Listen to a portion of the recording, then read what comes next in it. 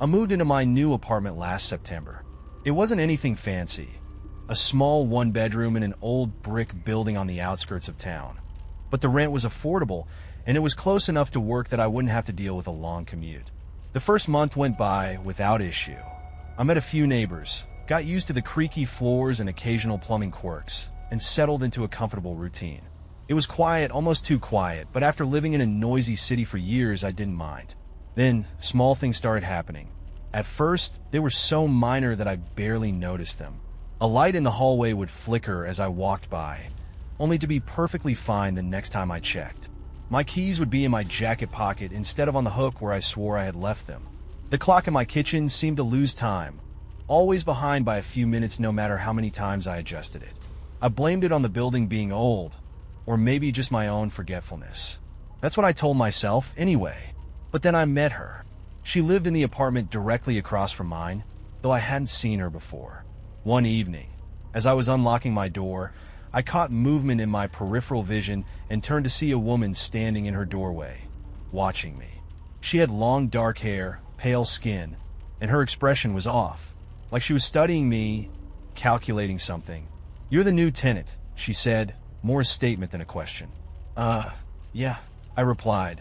"I moved in last month." She smiled, but it didn't quite reach her eyes. "Welcome. This place has history." I chuckled awkwardly, unsure of what to say. "Yeah, seems like an old building." She tilted her head slightly. "Be careful." Then, without another word, she closed her door. Something about the interaction stuck with me.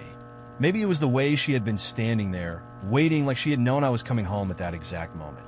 Or the way she had said be careful like it was more than just casual advice. That was the first time I started feeling uneasy in my own home. The next night, I heard something strange. It was late, past midnight, when I woke up to the sound of footsteps in the hallway. They were slow, deliberate, pacing just outside my door. My first thought was that it was one of my neighbors, but something about the rhythm unsettled me. It wasn't walking, not really. It was as if someone was stepping forward, pausing, stepping again like they were waiting for something. I held my breath, listening.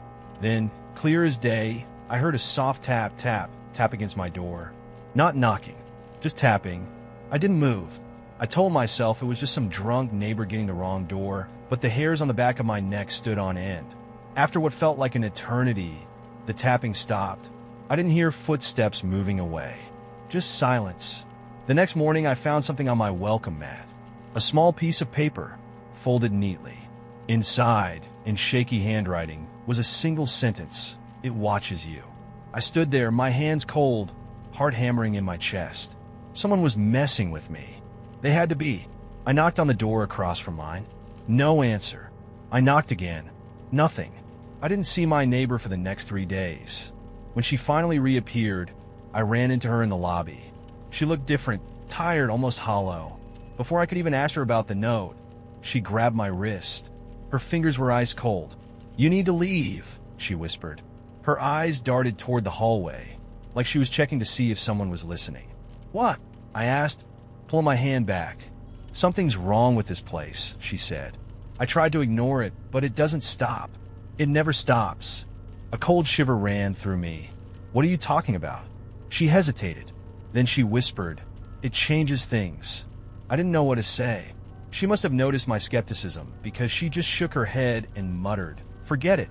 She walked away without another word. That night, things escalated. I woke up around 3 a.m., feeling wrong, like I had been asleep for too long, or not long enough. I sat up and noticed something immediately. The clock in my room was off. Not just behind, but completely wrong. It blinked 2:08, then 4:17, then 12:45, shifting rapidly like something was messing with time itself. A sharp creak came from my closet. I turned, heart pounding. The door was slightly ajar. I knew. I had closed it before bed. I reached for my phone to turn on the flashlight, but before I could, I heard it.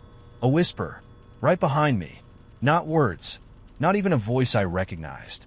Just a breath, something exhaling in my ear. I spun around, flipping on the light. Nothing, but my closet door was now wide open. The next morning, my neighbor's apartment was empty. No signs of moving out.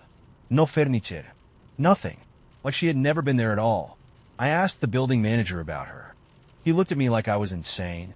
That unit's been vacant for months. I felt my stomach drop. No, that's not right. I met her. We talked. She lived right across from me. The manager just shook his head. That apartment's been empty since the last tenant broke the lease. He left in the middle of the night. Didn't even take his stuff. That was it. I packed my things and left that same week. I still don't have an explanation for what happened. Maybe my neighbor was real. Maybe she wasn't. Maybe something else was pretending to be her. But every now and then, I wake up at night, feeling like something is watching me. And sometimes, just before I fall asleep, I hear it again. Alsoft, deliberate top, top, top. It started as a seemingly ordinary night. I had just left a friend's small gathering at a downtown bar. The kind of place where the clink of glasses and low hum of conversation make you feel safe despite the late hour. I hailed a cab and was dropped off a few blocks from home, a quiet, dimly lit neighborhood that usually felt peaceful. But that night, as I stepped out onto the cracked sidewalk, something felt off. In the pale glow of a street lamp, I noticed a man standing a little too close to the curb. His head was bowed, and he seemed to be waiting for someone. I assumed he was another late-night wanderer, perhaps waiting for a cab like me. I quickened my pace, determined to put some distance between us. A few minutes later, as I passed a deserted park, I heard his voice, a low, deliberate murmur that floated on the chilly air. "You shouldn't be alone," he said, just as I was about to round a corner. Startled, I stopped dead in my tracks. The voice wasn't threatening in volume, but there was something unnervingly calm about it. I turned slowly and found him standing by the park bench, half hidden in shadow. His eyes met mine, and for a brief moment, I felt as though they were piercing right through me. I tried to smile politely, to nod and say something casual, but my voice betrayed me. Instead, I mumbled a quick, thanks, and resumed walking, my heart pounding in my chest. Over the next few days, I couldn't shake the memory of that encounter. I began to notice subtle signs that someone had been watching me. At my office, a coworker mentioned that she'd seen a man with a worn leather jacket lingering by the entrance, though no one else recalled noticing him. At first, I told myself it was a coincidence, a stray observer in a busy city. But then small things started to add up. I'd leave my apartment for work only to return and find a door slightly ajar or a book out of place, as if someone had been inside, rearranging my life one small detail at a time. One chilly evening, after working late, I decided to take a shortcut through a narrow back street. The street was almost empty, lit only by flickering neon signs from shuttered storefronts. I felt a prickling at the back of my neck as I walked, as though unseen eyes were tracking my every move. That's when I saw him again, the same man from that night by the park. He was leaning casually against a graffiti-covered wall, his gaze fixed on me. His expression was unreadable, his features partially obscured by the hood pulled low over his face. As I approached, he didn't move. He simply watched, silent and unnervingly calm. I slowed my pace, and in a hushed voice he asked, "Do you remember me?" I couldn't answer. Instead, I quickened my step, a surge of panic overtaking me. The next few moments were a blur of frantic thoughts and rapid steps. I turned down a side street, hoping to lose him in the maze of dark alleys and abandoned lots. My breath came in sharp, uneven gasps as I realized how isolated I was. Every time I glanced over my shoulder, I caught fleeting glimpses of his figure at the edge of my vision, a dark shape disappearing into the gloom. I ducked into a 24-hour convenience store, my hands trembling as I fumbled for my phone to call a friend. The clerk, a tired-eyed woman behind the counter, offered a sympathetic look when I muttered something about a strange man following me. She didn't press for details, but the anxiety in her eyes made it clear that she, too, had heard similar stories in this part of town. I eventually made it home and locked every door and window, but the sense of unease clung to me like a second skin. Every creak, every shadow, seemed loaded with hidden intent. In the following weeks, I began to hear whispers of similar encounters, stories from neighbors and co-workers about a mysterious stranger who appeared in unexpected places. One colleague, on a late shift at the hospital, recounted seeing a man standing in the corridor outside the break room, his eyes fixed on an empty space as if waiting for someone. Another friend mentioned that a stranger had once approached him at a bus stop, asking oddly personal questions about his life before vanishing into the night. I've since started to wonder if that man was a random vagrant or something far more deliberate, a figure who methodically seeks out those he deems vulnerable, leaving behind a trail of unsettled memories. Each time I catch a glimpse of someone in a worn jacket or hear a voice that echoes my own unease, I can't help but think of him. The dread lingers in the back of my mind, a constant reminder that danger may be lurking just around the corner. I no longer take the safety of my routine for granted, and every dark street or deserted parking lot becomes a potential stage for an encounter that might shatter my sense of security. Even now, as I sit at my kitchen table writing this down in a bid to make sense of it all, I can't shake the feeling that he might be watching. That one night, a chance encounter left a mark not only on my memory, but on the very fabric of my daily life. I've learned to be cautious, to always look over my shoulder, but the unnerving thought remains. This stranger, with his inscrutable eyes and cryptic words, could be anywhere.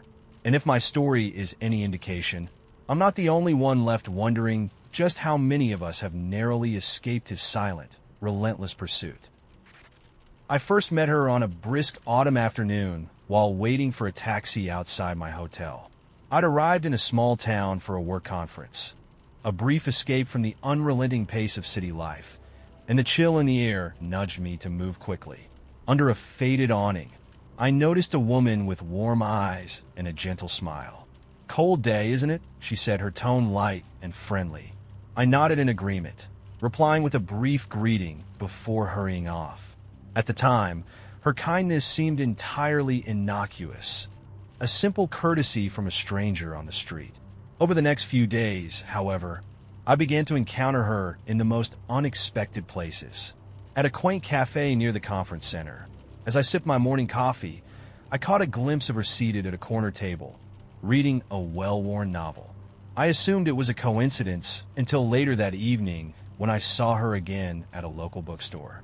There, as I browsed the shelves, she approached me with a soft, "I believe that book suits your taste." I was taken aback. I hadn't mentioned any literary preferences to anyone. Yet her comment was so precise that I couldn't help but wonder how she knew. My initial intrigue slowly turned to unease as her appearances became less coincidental and more deliberate. One evening in the hotel lobby, I overheard her mention details about my day that I had never shared outside my own thoughts. "I heard you had an early meeting at the Riverside Cafe," she said casually to a hotel staff member nearby. My heart pounded as I realized that my private schedule, something I had altered at the last minute, was known to her. I began to scrutinize every interaction, noticing how her eyes seemed to linger just a moment too long, as if memorizing each detail of my life. The unsettling encounters continued. On a rainy night after a long day of back-to-back sessions, I stepped out for some air and found her leaning against a lamppost under the flickering streetlight. "You look troubled tonight," she remarked softly, her voice laden with an intimacy that felt intrusive. I mumbled a polite thanks and walked away quickly, my mind racing with questions. How could she know how I was feeling? Every time I tried to rationalize it as mere coincidence, the evidence mounted. At the conference, I began to receive small, inexplicable tokens. One morning, as I returned to my hotel room, I found a neatly folded note on my desk. In elegant handwriting, it read, "I see you." There was no signature, no indication of how the note had appeared. Then, on another occasion, I discovered a tiny charm, a silver key engraved with a date I recognized as the day I arrived, in the pocket of my coat. The key bore no explanation, yet I was certain I hadn't lost it. Each token was accompanied by details about my routine that I had never openly shared, making it impossible to dismiss them as random misplacements. My sense of vulnerability deepened.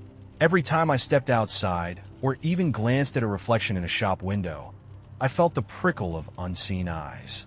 At one point, while jogging through a quiet park at dusk, I distinctly saw her silhouette just ahead, pausing as if to watch me. I quickened my pace, heart hammering, and when I dared to look back, she had vanished into the shadows. The initial impression of a kind stranger had mutated into something far more sinister, an inexplicable presence that seemed to know every nuance of my life. I began to meticulously track my encounters. I jotted down times, locations, and even the weather conditions whenever I saw her. The pattern was undeniable. Her appearances coincided with moments of vulnerability, after a stressful meeting, during lonely late-night walks, or in the reflective quiet of an empty cafe. Friends and colleagues, when asked, claimed never to have noticed anyone matching her description. Their disbelief only amplified my own isolation. Was I imagining things, or was someone truly orchestrating these encounters? One evening, desperate for answers, I confronted the hotel receptionist about a brief glimpse of a woman I'd seen in the corridor. With a furrowed brow, she told me that no one fitting that description had checked in recently. I felt a cold dread settle over me as I realized that this stranger was not part of the hotel's roster. Yet her presence was woven into my daily routine. I combed through social media and local news, searching for any mention of a person who might be observing guests, but found nothing to allay my growing fears. Now, as I sit alone in my dimly lit room, I can't help but feel ensnared in a web of inexplicable surveillance. The woman in the warm smile, so friendly at first, has become a recurring figure in my life, leaving behind fragments of my private world like breadcrumbs leading to a destination unknown. I desperately search for a logical explanation, a chance overlap of schedules, a local with an uncanny knack for observation, or perhaps a harmless admirer. But each possibility crumbles under the weight of the details I now remember. I'm left with a haunting question that gnaws at the edges of my sanity. Are these merely coincidences amplified by a hyperactive mind, or is someone tracking me with deliberate, invasive precision? The notion that my life could be silently curated by an unknown observer has permeated every aspect of my existence, leaving me questioning the reality of every friendly encounter. As I close the door tonight, I can't help but wonder if tomorrow I'll find another token or catch a glimpse of that unsettling smile in the reflection of a window. The line between coincidence and predation has blurred, and I am left in a state of constant, uneasy vigilance, wondering if the next friendly face might hide something far more dangerous. I had always believed that moving to a new place was a fresh start, a chance to leave behind the humdrum of everyday life. When I finally left my cramped apartment in the city for a modest house on a quiet suburban street, I expected little more than creaks in the floorboards and the odd stray cat. The realtor had assured me that although the house was built in the 1950s, it had been modernized to meet every standard, so any quirks were simply relics of age. The first few weeks passed uneventfully. I arranged my furniture, strolled through the nearby park, and exchanged pleasantries with friendly neighbors. But soon, a series of small, inexplicable incidents began to unravel that sense of normalcy. It started with a low, persistent hum in the dead of night, a sound that seemed to emanate from somewhere deep within the house. At first, I chalked it up to the building settling or perhaps an old appliance struggling in the background. Determined to find a logical explanation, I inspected the basement one weekend. The concrete walls were bare and unremarkable, and no machinery or obvious source of the hum could be found. Yet, the sound persisted, growing louder on some nights and eerily silent on others. I recorded it with my phone, but even playback revealed nothing more than an indistinct buzz. The next oddity was far more personal. One morning, while preparing my coffee, I noticed that items on my kitchen counter had been rearranged. The salt shaker, normally to the right of the sugar bowl, had been moved to the left. I assumed it was my own absent-mindedness, but the following day, a similar shift occurred. Only this time, even the mug I always used was placed in a different spot. Convinced that something was amiss, I installed a small security camera in the kitchen. Reviewing the footage, I saw a faint, almost imperceptible shadow glide across the room, its shape too deliberate to be the result of an overactive imagination or a pet. I spent hours analyzing each frame, desperate to extract a rational explanation. But the evidence only deepened my unease. My sleep became fitful. Each night, I was haunted by fleeting visions, a quick glimpse of a figure just beyond the edge of my vision, or the sensation of being watched. Once, while reading in bed, I caught sight of what looked like a face reflected in the window, only to turn and find nothing there. Determined to be rational, I attributed these experiences to exhaustion and the natural distortions of low light. But then, on one particularly quiet evening, I heard a soft knock at the door. Thinking it might be a neighbor or a stray animal, I peered through the peephole. There was no one, only the inky blackness of the hallway. Yet, the knock had been distinct and insistent, impossible to dismiss as the product of my imagination. In an effort to gather more concrete evidence, I began keeping a detailed journal of every anomaly. I recorded the times when the hum shifted in pitch, noted the exact positions of moved objects, and even set up additional cameras in the living room. One late night, as I reviewed a series of clips, I noticed something that made my blood run cold. A fleeting image of a dark, indistinct figure standing behind me. The figure did not move like a person. It simply lingered for a moment before vanishing into the shadows. I rewound the footage several times, trying to catch any rational detail that might explain its presence. But every replay left me with more questions than answers. Desperate for clarity, I reached out to various experts. An electrician assured me that the hum was not the result of faulty wiring, while a local historian mentioned vague rumors about the house being built atop an old foundation with a mysterious past. Even a paranormal investigator I contacted offered no definitive explanation, only theories about residual energies and a presence that might be tied to the history of the place. Each new explanation seemed to open up further avenues of doubt, rather than provide a neat resolution. The situation escalated one night when I decided to sleep in the basement, convinced that if there were any rational source to these disturbances, it would be there. Armed with my recording device and a sense of trepidation, I settled into an old cot in the dim light of a single bulb. At exactly 3 a.m., I was jolted awake by a series of deliberate knocks on the basement door. I froze, listening as the knocks echoed in a rhythmic pattern, almost like a warning. Heart pounding, I approached the door and slowly opened it to find nothing but darkness. My device captured a brief flash, a dark shape that disappeared as quickly as it had appeared, and I found fresh scratches along the doorframe, as if something had tried desperately to leave its mark. Now, as I sit here writing these words, I remain haunted by the thought that my once peaceful home has become a stage for inexplicable events. No amount of logic or scientific reasoning can fully account for the persistent hum, the rearranged objects, or the spectral figure caught on camera. Is it possible that my home harbors a memory, a residue of a past too troubled to be forgotten? Could these occurrences be the result of something far beyond the realm of ordinary explanation? A phenomenon that deliberately chooses its victims for reasons unknown? Each theory I explore only multiplies the unanswered questions. I'm left wondering if I have stumbled upon a truth too vast and enigmatic for simple logic to contain. In my pursuit of rational answers, I may have only scratched the surface of something profoundly unsettling.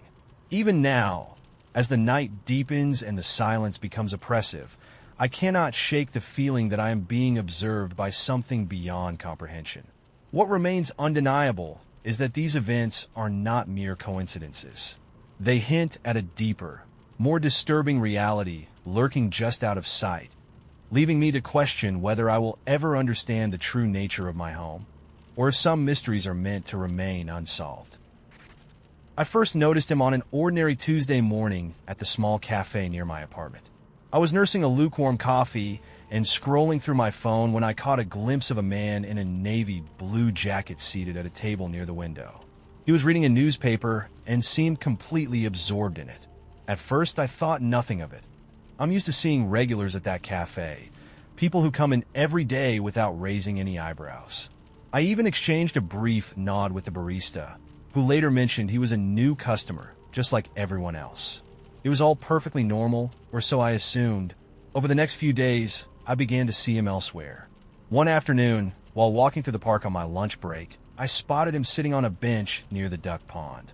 He was wearing the same navy jacket, his gaze fixed on something beyond the trees. I felt a fleeting chill, but convinced myself it was a coincidence, a man who simply liked the park as much as I did. Later that week, while riding the bus home from work, I glanced out the window and saw his familiar silhouette standing at the corner of my route, disappearing as quickly as he had appeared. I couldn't shake the feeling that I was being watched, yet every time I looked around, he blended into the crowd like any other stranger. At first, his presence felt like a harmless oddity, an unintentional overlap of routines. But then subtle details began to pile up. I started noticing that he would always be nearby when I turned a corner or waited for an elevator in my building. Once, I even found a small, unremarkable token, a matchbox with a faded logo, on the sidewalk near my apartment door, the same matchbox I had seen him handling at the cafe. It was as if he was leaving breadcrumbs, little clues to mark his presence in my life. Every time I thought I was safe, he would appear again, at the grocery store, on my morning jog, even outside the bus station when I was waiting in the rain. My anxiety grew with each encounter. I began to wonder if he was following me deliberately, orchestrating these moments with a precision that was impossible to dismiss as mere coincidence. I tried to rationalize the occurrences. Maybe I was simply noticing him more because my mind was primed to see him, or perhaps I was experiencing a case of hyperawareness due to stress. But deep down, a gnawing fear took root, one that whispered that I was part of someone's plan, a plan that I had no control over. One evening, after a particularly long day at work, I decided to take a different route home. I hoped that a change of scenery might break the pattern. As I walked down a quieter side street, I caught sight of him again. He was leaning casually against a lamppost, looking almost expectant. My pulse quickened, and I hurried past him without acknowledging his presence. I couldn't help but notice the slight smirk on his face, as if he knew something I didn't. At that moment, I felt like a character in a movie, trapped in a scenario where the line between coincidence and calculated intent blurred ominously. The situation escalated further when he began striking up conversations. On one occasion at the local bookstore, as I browsed the aisles, he approached me with an unsettling calm. "I've seen you around lately," he said, his voice soft and measured. "You have a certain presence." I managed a polite smile, unsure whether to engage or walk away, but the disquiet in his tone made me instinctively retreat. In another instance at a community event, he complimented me on something deeply personal, a detail about my life that I had never shared with a stranger. His knowledge was precise, almost intrusive, and it left me wondering how he could possibly know so much about me. The emotional toll was heavy. I began to feel like I was losing control over my own narrative, as if my everyday routine was being hijacked by an unseen hand. Every new encounter with him deepened my sense of vulnerability and isolation. I started double-checking my surroundings, feeling paranoid even in places that once brought comfort. I confided in friends about the unsettling encounters, but they dismissed it as a trick of my overactive imagination, a case of coincidence magnified by anxious thoughts. Still, the evidence was there. The same man appearing in different settings, leaving behind subtle hints, and watching me with an intensity that made me feel exposed. Now, as I sit in the dim light of my apartment late at night, I can't shake the feeling that I'm caught in a loop of someone's obsessive plan, a plan in which I am a reluctant participant. The man in the navy jacket, with his calm, yet unnervingly calculated manner, has become a specter in my daily life. Each time I glance out my window or step onto the street, a shiver runs down my spine, and I wonder if I'm truly being stalked. Am I simply the victim of my own anxious mind, or is there something far more deliberate at work here? As I try to piece together the fragments of these encounters, the unanswered question looms larger than ever. Is this all a series of coincidences, or is someone truly watching me, plotting their next move? It began on an ordinary Tuesday, though from the moment I opened my eyes that morning, something felt off, not in the world around me, but within myself. I couldn't pinpoint it at first. a vague sense that my mind wasn't entirely my own, as if unseen hands were subtly rewriting my thoughts. I went through the motions of my day: coffee, work, lunch with a colleague. But by the time I returned home, I found that my recollection of the day felt incomplete, as though I'd lost several minutes that I couldn't recover no matter how hard I tried to remember them. At first, it was small things: a misplaced pen on my desk, a word I'd spoken that seemed to morph in meaning when repeated the next day. I distinctly recalled telling my coworker, "I'm really excited about this project." Yet the following morning, she mentioned that I had instead said, "I'm terrified about this project." I brushed it off as a slip of memory or a misunderstanding, but the nagging feeling that my mind was betraying me grew stronger. My own voice, once familiar and comforting, began to feel alien. Its tone, inflection, and even the cadence seemed to change ever so slightly with each recollection. Then one night, after a long day of these disconcerting lapses, I sat down to write in my journal, a habit I'd always maintained to anchor my thoughts. As I scribbled down what I remembered, I found entire passages had vanished when I reread them later. It was as if time had stolen pieces of my past, leaving gaps that no matter how desperately I tried, I couldn't fill. I began to notice that I would sometimes act on impulse, driving home along a route I'd never taken or making decisions that, upon reflection, felt foreign to my usual self. When I confronted friends about these incidents, they insisted nothing was amiss. They even recalled conversations that I was sure never happened. Their calm denial, paired with the unsettling changes in my own behavior, made me feel as though I were trapped in a film where the script was being rewritten without my consent. Late one evening, I was alone in my apartment when I felt it again, a heavy, inexplicable pressure in my chest, as though an unseen presence was observing every thought, every motion. I turned on every light, checked every window, yet the oppressive sensation remained. I began to question if I was merely overanalyzing, or if there truly was something controlling me from within. My hands trembled as I recalled a moment earlier that day, when I caught a glimpse of myself in the mirror, a version of me that had smiled in a way I knew I hadn't. It was as if my actions were being dictated by an alternate force, one that slipped in and out of my consciousness without warning. I started to meticulously record every anomaly: the lost minutes, the altered words, the actions I couldn't remember taking. My recordings were a jumbled archive of disjointed events, snatches of dialogue that contradicted my memories, moments where I seemed to be in two places at once, and images of my reflection that didn't quite match up with the person I knew. My attempts to confront these discrepancies only deepened my isolation. Friends, family, and even co-workers dismissed my concerns as stress-induced paranoia, assuring me that I was simply imagining things. Yet the evidence was there, persistent and unyielding. One night, while reviewing a series of shaky video clips taken from my phone, I noticed something even more chilling. During a brief lapse in sleep, the camera had captured a moment when my body moved in a jerky, unnatural way, like a puppet on invisible strings. In that split second, my eyes flickered open with an intensity that wasn't my own, and I seemed to murmur words that I couldn't understand. The recording stopped abruptly, as if the device itself had sensed the intrusion into my privacy. I was left with a burning question: was I really in control of my actions, or was something else pulling the strings? As the days turned into weeks, the feeling of being watched, controlled, and subtly manipulated from within became inescapable. I found that even when I was alone, I couldn't escape the sensation that every decision, every thought, was not entirely mine. It was as if my consciousness was under siege, invaded by an imperceptible force that rewrote my memories and dictated my behavior in small, unnoticeable increments. The terror wasn't in an external threat, but in the realization that my own mind was betraying me, or worse, that I was being manipulated by something I couldn't see. Now, I lie awake in the dead hours of the night, the silence of my room punctuated by the pounding of my heart, questioning whether any of this is real or merely a cruel hallucination. I've tried everything: journaling, recording, even confronting those around me, but nothing stops the creeping sense that I am not the master of my own actions.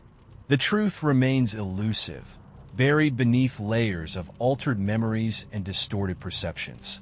I may never have definitive answers, but one thing is certain.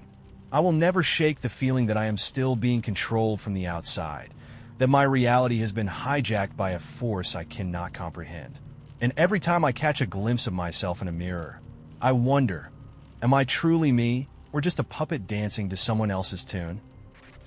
I never thought much about my neighbors until the night I realized they were watching me. I moved into my apartment last year, a modest one-bedroom in a quiet neighborhood. The building was old but well-maintained, and the residents kept to themselves. For the first few months, everything was normal. Occasional nods in the hallway, polite smiles in the elevator. Nothing out of the ordinary. Then, I met Mrs. Conrad. She was an elderly woman who lived 2 doors down, always wrapped in a heavy cardigan, no matter the weather. One evening, as I was unlocking my door, she shuffled up to me and placed a hand on my arm. "You should close your curtains at night," she said, her voice barely above a whisper. Her grip was surprisingly firm. "People can see inside." I laughed awkwardly and nodded, assuming she was just being a cautious old woman. "Thanks for the advice," I said, but she didn't smile. She just held my gaze for a moment longer before turning and disappearing into her apartment. That was the first time I felt uneasy in my own home. At first, I did nothing differently. I liked keeping my curtains open at night. I enjoyed the view of the city lights, the feeling of being connected to the world outside. But as the weeks passed, little things started to nag at me. I'd wake up to find my living room window slightly open when I was sure I'd closed it. Sometimes, my blinds were tilted in the wrong direction, as if someone had peeked in and forgotten to fix them back. It was subtle, just enough to make me second-guess myself. Then there were the neighbors. I started noticing them more, lingering in the hallways, pausing just a little too long outside my door. When I walked to my car, I would catch glimpses of them standing in their windows, staring down at me. At first, I told myself it was just paranoia, but the feeling of being watched never left. One night, I decided to test it. I turned off all my lights and stood by the window, just out of sight. Across the courtyard, in the apartment directly across from mine, a man was standing in the dark. No lights, no movement, just standing there, facing my window. He knew I was watching. My stomach turned as I quickly shut the blinds. My heart was pounding, but I tried to convince myself it was a coincidence. Maybe he was just lost in thought. Maybe he wasn't actually looking at me. But deep down, I knew. A few nights later, I woke up to a sound soft, almost imperceptible. A shuffling noise like fabric brushing against the wall. It was coming from inside my apartment. My breath caught as I lay frozen in bed, listening. The sound stopped, followed by absolute silence. My mind raced. Had I locked the door? Was someone inside? Gathering my courage, I reached for my phone and turned on the flashlight. The beam cut through the darkness, illuminating my small living room. Nothing. Everything was in its place. But as I turned toward the window, my stomach dropped. The blinds were open. I knew, without a doubt, that I had closed them before going to bed. My hands trembled as I rushed to lock the windows, double-checking the front door for any sign of forced entry. Everything was locked. No sign of anyone getting in. I barely slept that night. The next morning, I ran into Mrs. Conrad again. She was standing in the hallway, staring at my door as if she had been waiting for me. "They don't like it when you look back," she murmured as I passed. I stopped. "What?" She shook her head. "You shouldn't let them see you watching." I wanted to press her for answers, but something in her expression told me I wouldn't like what I heard. Instead, I hurried past her and left for work, the unease settling in my gut like a stone. That evening, I bought a security camera and set it up facing my window. If someone was messing with my blinds, I wanted proof. I went to bed feeling slightly more in control, though sleep still felt distant. At 3:12 a.m., my phone buzzed with a motion alert. I sat up, my pulse hammering as I reached for my phone. The live feed loaded, and for a second, all I saw was my empty living room. Then movement. The blinds were shifting, slowly, deliberately. I held my breath as a shadow passed across the camera's field of view. But there was no one there. My stomach twisted as I rewound the footage. scanning every frame for an explanation. The blinds had moved, but no one had touched them. The apartment was empty. I didn't sleep at all that night. The next morning, I decided I couldn't stay there any longer. I started packing my things, determined to leave as soon as I found another place. But as I was stuffing clothes into a suitcase, a knock sounded at the door. I froze. Slowly, I crept toward the peephole. It was Mrs. Conrad. I hesitated before opening the door, my nerves frayed. "You were right," I said, my voice shaking. "Something's not right here." Her expression was solemn. "You need to leave." "I know. I'm working on it." She shook her head. "No, I mean now." A chill ran down my spine. "Why?" She glanced down the hallway, as if making sure we were alone, then leaned in closer. "They don't like when you try to leave." I didn't wait to find out what she meant. I threw everything into my suitcase, grabbed my keys, and left the apartment that afternoon. I stayed with a friend for a few weeks, avoiding my building entirely. When I finally went back to return my keys, the property manager mentioned that Mrs. Conrad had moved out too. No forwarding address. No explanación. It's been months, and I still don't know what was happening in that building. I don't know who or what was watching me, moving things in my apartment, opening my blinds in the dead of night. But I do know one thing. They didn't want me to leave. I always thought Tuesday mornings were the most unremarkable part of my week. Alarm blaring at 6:30, a hot shower, a precise cup of coffee, and then the same predictable bus ride to work. But one Tuesday, as I stepped onto the bus, something felt off. I noticed a man I recognized, a friendly face I'd exchanged polite nods with on countless mornings, sitting in his usual window seat. Except today, he was wearing a dark, long coat he'd never worn before, and his eyes, usually warm and inviting, appeared vacant, almost as if he were peering through me. I chalked it up to an early morning haze, a quirk of the light perhaps, and settled into my seat. At work, the strangeness only deepened. I passed the hallway clock and noticed that the minute hand had skipped backward, as if time itself had hiccuped. I rubbed my eyes, convinced I was still half asleep, but the clock's hands stubbornly refused to align with what I knew to be true. Later, at my desk, I reached for my usual mug, plain white with a faint logo on the side, but found it replaced by an identical one with a subtle, almost imperceptible crack along its rim. I couldn't recall ever noticing that before. My coworker, Jenna, asked if I was feeling all right. I smiled weakly and mumbled something about needing more sleep. Deep down, though, a prickling sense of unreality began to take root. Over the next few days, these inexplicable changes multiplied. I'd walk into the break room only to see the arrangement of chairs and tables slightly different than the day before, as though someone had subtly rearranged them overnight. Personal items in my office, sticky notes, pens, even my own nameplate, appeared in places I couldn't explain. I started to feel like I was watching a scene I'd already seen, a loop that was shifting in the background of my life. Each day carried a faint déjà vu that I couldn't shake, as if I were caught in a glitch that rewrote reality just enough to unsettle me. One evening, as I was driving home, I took the same route I always did, expecting the comforting familiarity of well-worn streets. Instead, I found that the billboards and storefronts were almost the same, but not quite. A diner I remembered for its neon sign now had a digital display flickering erratically, and a row of parked cars on the street bore license plates that didn't match the ones I'd seen before. I pulled over at a red light and caught a glimpse of my reflection in the rearview mirror, my eyes wide with confusion, my face mirroring the growing dread inside me. The world outside my car window felt like a distorted copy of itself, every detail slightly skewed, as if reality were being tampered with. At home, the disturbances escalated into something even more disturbing. I entered my apartment and found that objects weren't where I left them. My bookshelf, usually meticulously ordered, now sported a new, random arrangement of novels and papers. In the kitchen, a fruit bowl contained fruits that I didn't recognize, varieties I'd never bought before, their colors oddly vivid and almost neon in the dim light. I began to wonder if I was losing my grip on reality, or if there was something else at work, something orchestrating these changes with a deliberate precision. Desperate for answers, I started keeping a journal, noting every odd occurrence. The backward clock, the altered mug, the mismatched license plates. But even my journal entries seemed to shift.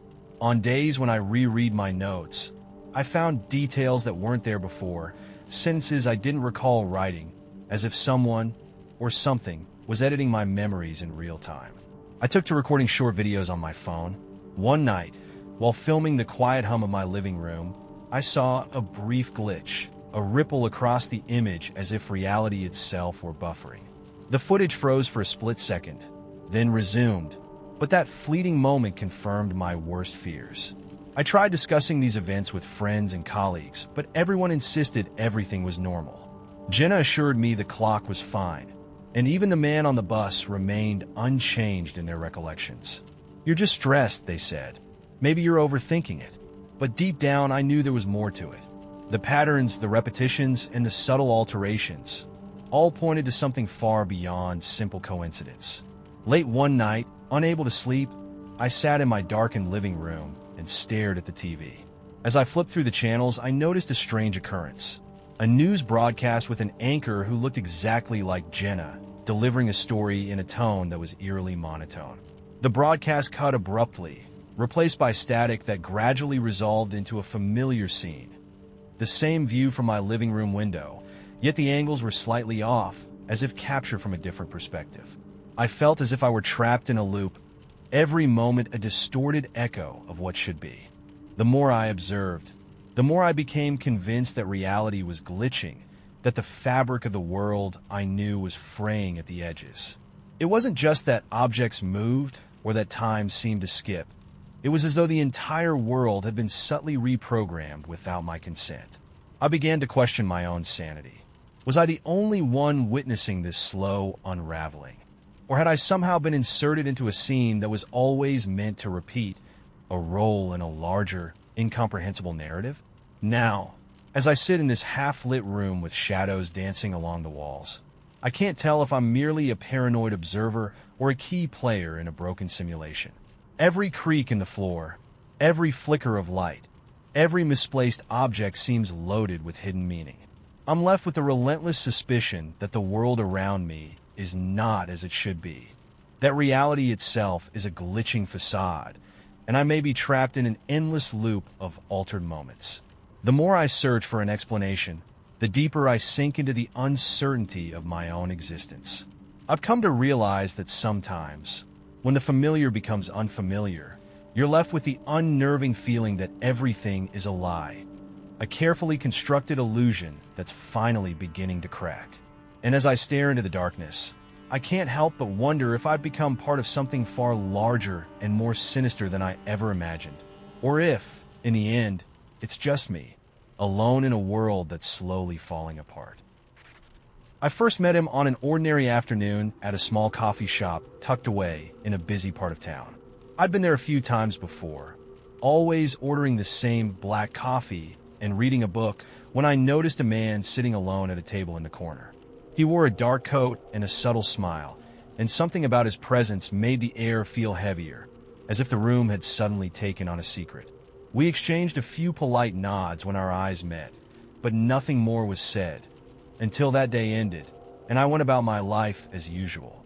The day after that encounter, I woke up feeling inexplicably off. As I sat at my kitchen table, I reached for my favorite mug, an old, chipped one I cherished, and discovered it had been replaced with an identical mug, except the chip was gone, leaving a perfectly smooth surface. I frowned and chalked it up to a careless cleaning, yet a small seed of doubt began to sprout. Later that morning, on my commute to work, I distinctly remembered passing by a mural that now appeared completely different. The colors were inverted, and the figures it depicted seemed to shift in form. I asked a fellow commuter if they'd noticed anything unusual, but they only smiled, shaking their head as if I were overthinking. At work, my day proceeded in a blur of routine until the clock on the wall, always reliable, suddenly seemed to stutter. One moment it read 10:15 a.m., and the next 10:22 a.m., as if a chunk of time had simply vanished. I looked around at my co-workers, but but they carried on as if nothing were amiss. That afternoon, while I was scribbling notes during a meeting, I glanced at my reflection in a window and was startled to see the man from the coffee shop standing right behind me. When I turned, there was no one there, and yet the sensation of being watched remained. Over the following days, these anomalies grew bolder.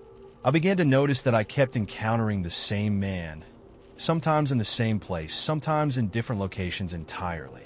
At first, he would be seen briefly in a crowd or out of the corner of my eye, but soon he began approaching me directly. One evening, as I was leaving work, he stepped into the dim hallway and remarked in a low, measured voice, "Time bends for those who pay attention." His words were cryptic, and his eyes, a shade too intense, seemed to promise secrets beyond the ordinary. I felt both unnerved and inexplicably drawn to his presence, though I couldn't decide whether to flee or to stay. Stranger still were the changes happening around me. I found myself losing hours. One day, I'd return home and realize I couldn't account for an entire block's worth of time. My diary, which I meticulously maintained, started to show gaps. I would write down a series of events, only to later find entire paragraphs missing or altered, as if my memories were being rewritten in real time. I began to suspect that these glitches in time were connected to the man's eerie statement about time bending. Was he somehow responsible? Or was he simply another symptom of a reality that was fracturing around me? I started to track these occurrences, recording video on my phone whenever I caught a glimpse of the same man, or when objects in my apartment appeared in a different arrangement than I remembered. Once, I had left my keys on the entry table, only to find them on the kitchen counter when I returned from lunch. The surveillance footage from my door camera was grainy, but in one sequence, I swear I saw a blurred figure in the background, a figure whose shape shifted and melted like distorted pixels. When I tried to share this with friends, they dismissed it as a technical error or my imagination running wild. As the glitches persisted, my perception of time and space grew increasingly unreliable. I would walk down a familiar street and suddenly feel as if I had already been there, as if the same scene was looping endlessly, each iteration with subtle, inexplicable differences. Faces in the crowd would change.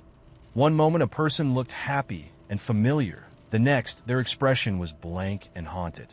I even started doubting my own identity, wondering if I, too, was subject to these fluctuations, if perhaps my own memories were being tampered with.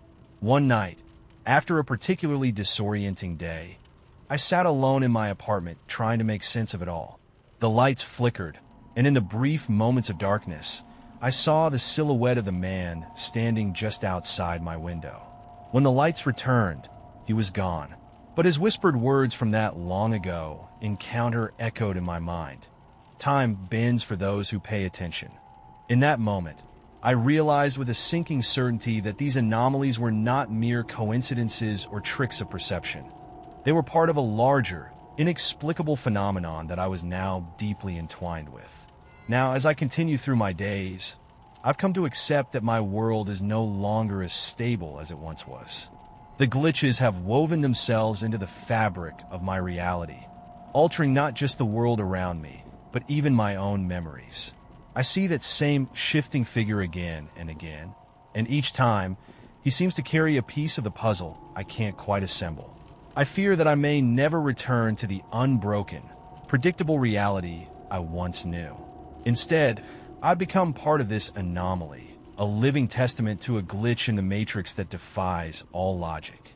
And as I write these words, I can't help but wonder if reality itself is nothing more than an elaborate illusion, one that has now ensnared me in its endless, shifting loop. It started subtly, like a dream I couldn't quite remember upon waking. The first time I noticed something was wrong, I was sitting on my couch, staring at a half-eaten sandwich in my hand. I had no memory of making it, no recollection of even being hungry. The clock on the wall showed 3:42 p.m., but the last time I had checked, it had been noon. 3 hours gone, just like that. I tried to brush it off, chalking it up to stress or exhaustion. But deep down, a strange fear had begun to coil in my stomach. Then, the missing time became more frequent. I would wake up in the morning, my phone showing text messages I didn't remember sending. I started finding things in my apartment that weren't mine. A book on my nightstand with no title on the cover, a pair of reading glasses I had never worn. Sometimes, I would notice scratches on my arms, thin and deliberate, as if someone had been tracing patterns on my skin while I slept. The feeling of being watched was the worst. It wasn't the paranoia of someone lurking outside my window or the anxiety of being followed on the street. No, this was something else, something internal, like I wasn't alone in my own body. There were moments when I would catch myself pausing in front of mirrors longer than necessary, staring at my own reflection as if I were waiting for it to move on its own. And sometimes it did. One night, I woke up in my bathroom, the harsh white light buzzing overhead. I was standing in front of the mirror, my hands gripping the sides of the sink, so tightly my knuckles had gone white. My mouth was slightly open, my lips moving, but no sound was coming out. I felt frozen, watching myself as if from a distance. Then in the mirror, I saw myself blink, but I hadn't blinked. The shock sent me stumbling backward, knocking over a bottle of soap. My breathing was ragged as I clutched at the doorframe, staring at my own reflection, now still, now normal. I forced myself to turn off the light and go back to bed, telling myself it was just sleep deprivation, that I had imagined it. But the missing time kept getting worse. One morning, I woke up at my desk at work, my fingers poised over my keyboard. The last thing I remembered was being at home the night before, watching TV. But now, I was here, my computer screen filled with a document I didn't remember writing. It was nonsense, random words and symbols strung together in a pattern I couldn't decipher. When my coworker walked by and greeted me, I tried to act normal, but inside, my mind was screaming. How had I gotten here? I started keeping a journal, desperate to track my days, but even that failed me. I would wake up to find entries I had no memory of writing. Some were in my handwriting. Others were not. The people around me changed, too. My best friend, Sarah, would bring up conversations we'd supposedly had, events I had apparently attended, but I had no memory of them. We went to dinner last night, she insisted one evening, frustration creeping into her voice. We talked about your job, about how you were feeling weird lately. Don't you remember? I didn't. The worst part was that sometimes I would hear myself responding before my mind could catch up. My mouth would say, "Oh yeah, of course, that was fun." But I had no memory of it, no control over the words spilling from my lips. It was like my body was running on a script I hadn't written. One evening, I set up my phone to record myself while I slept. I needed to know what was happening in those lost hours. The next morning, I hesitated before pressing play. The video was dark, grainy, my sleeping form barely visible under the sheets. Hours passed in stillness, the occasional tossing and turning. Then, at around 3:30 a.m., my body sat up in bed.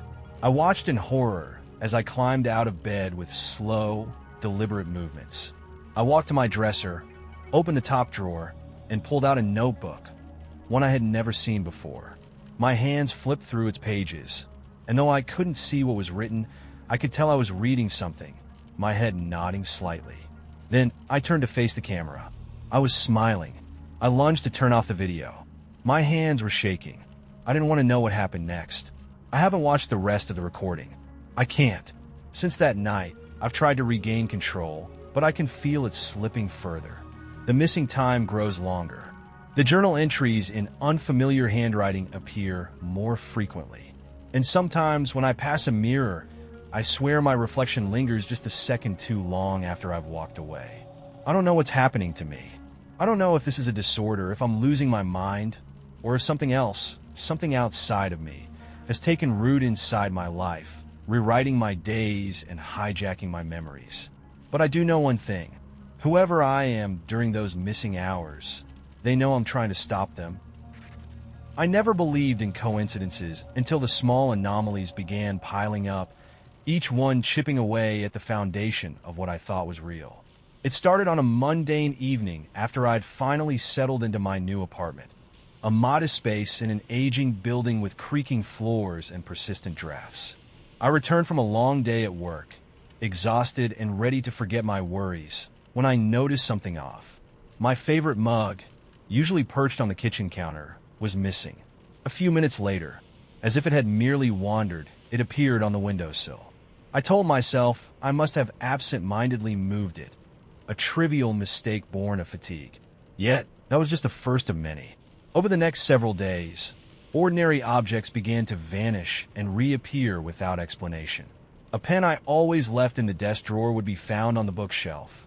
A notebook, essential to my work, would inexplicably shift from my study table to the bathroom counter. I meticulously recorded each incident in a battered notebook, determined to unearth a logical pattern. But no matter how carefully I logged the times and places, the anomalies defied explanation. I even tried to rationalize them away as simple forgetfulness or a result of my stress state after the move. Then, inexplicable encounters with strangers started to haunt my days. One chilly afternoon, while waiting for the bus, a man approached me with a kind smile and a nod that struck me as oddly familiar, despite having never spoken with him before. Later that week at a local grocery store, a woman greeted me as if we were longtime friends, her eyes lingering on me with an unspoken recognition that left me unsettled. I asked around, trying to learn if anyone else had noticed these odd interactions, but all I received were polite smiles and reassurances that I must be overreacting. Still, the feeling of déjà vu, of meeting ghosts from a past I couldn't recall, clung to me relentlessly. As the days stretched on, strange sounds began to punctuate the quiet of my apartment. At night, a soft, almost imperceptible murmur would seep through the walls, a murmur that sounded like fragments of a long-forgotten lullaby. At first, I assumed it was merely the building settling, or perhaps the wind playing tricks on my ears. But soon, the sounds grew more insistent. I could hear the gentle clinking of glass or a rhythmic tapping that resembled a heartbeat in the dead of night.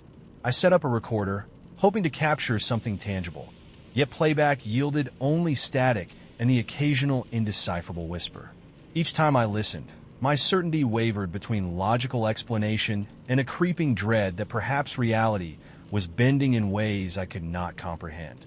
The crescendo of these anomalies occurred one stormy evening. I returned home to find my apartment in disarray.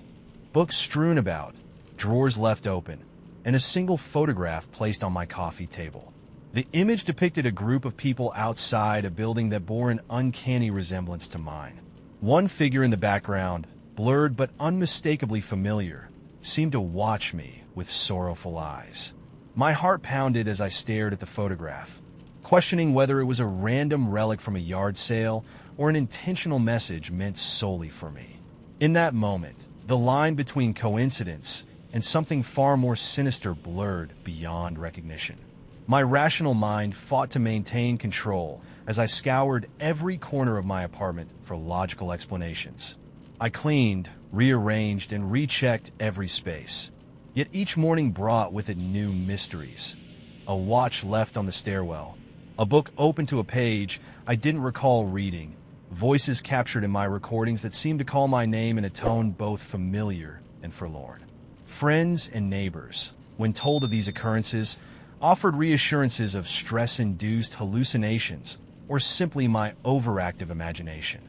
Their calm dismissals only deepened my uncertainty.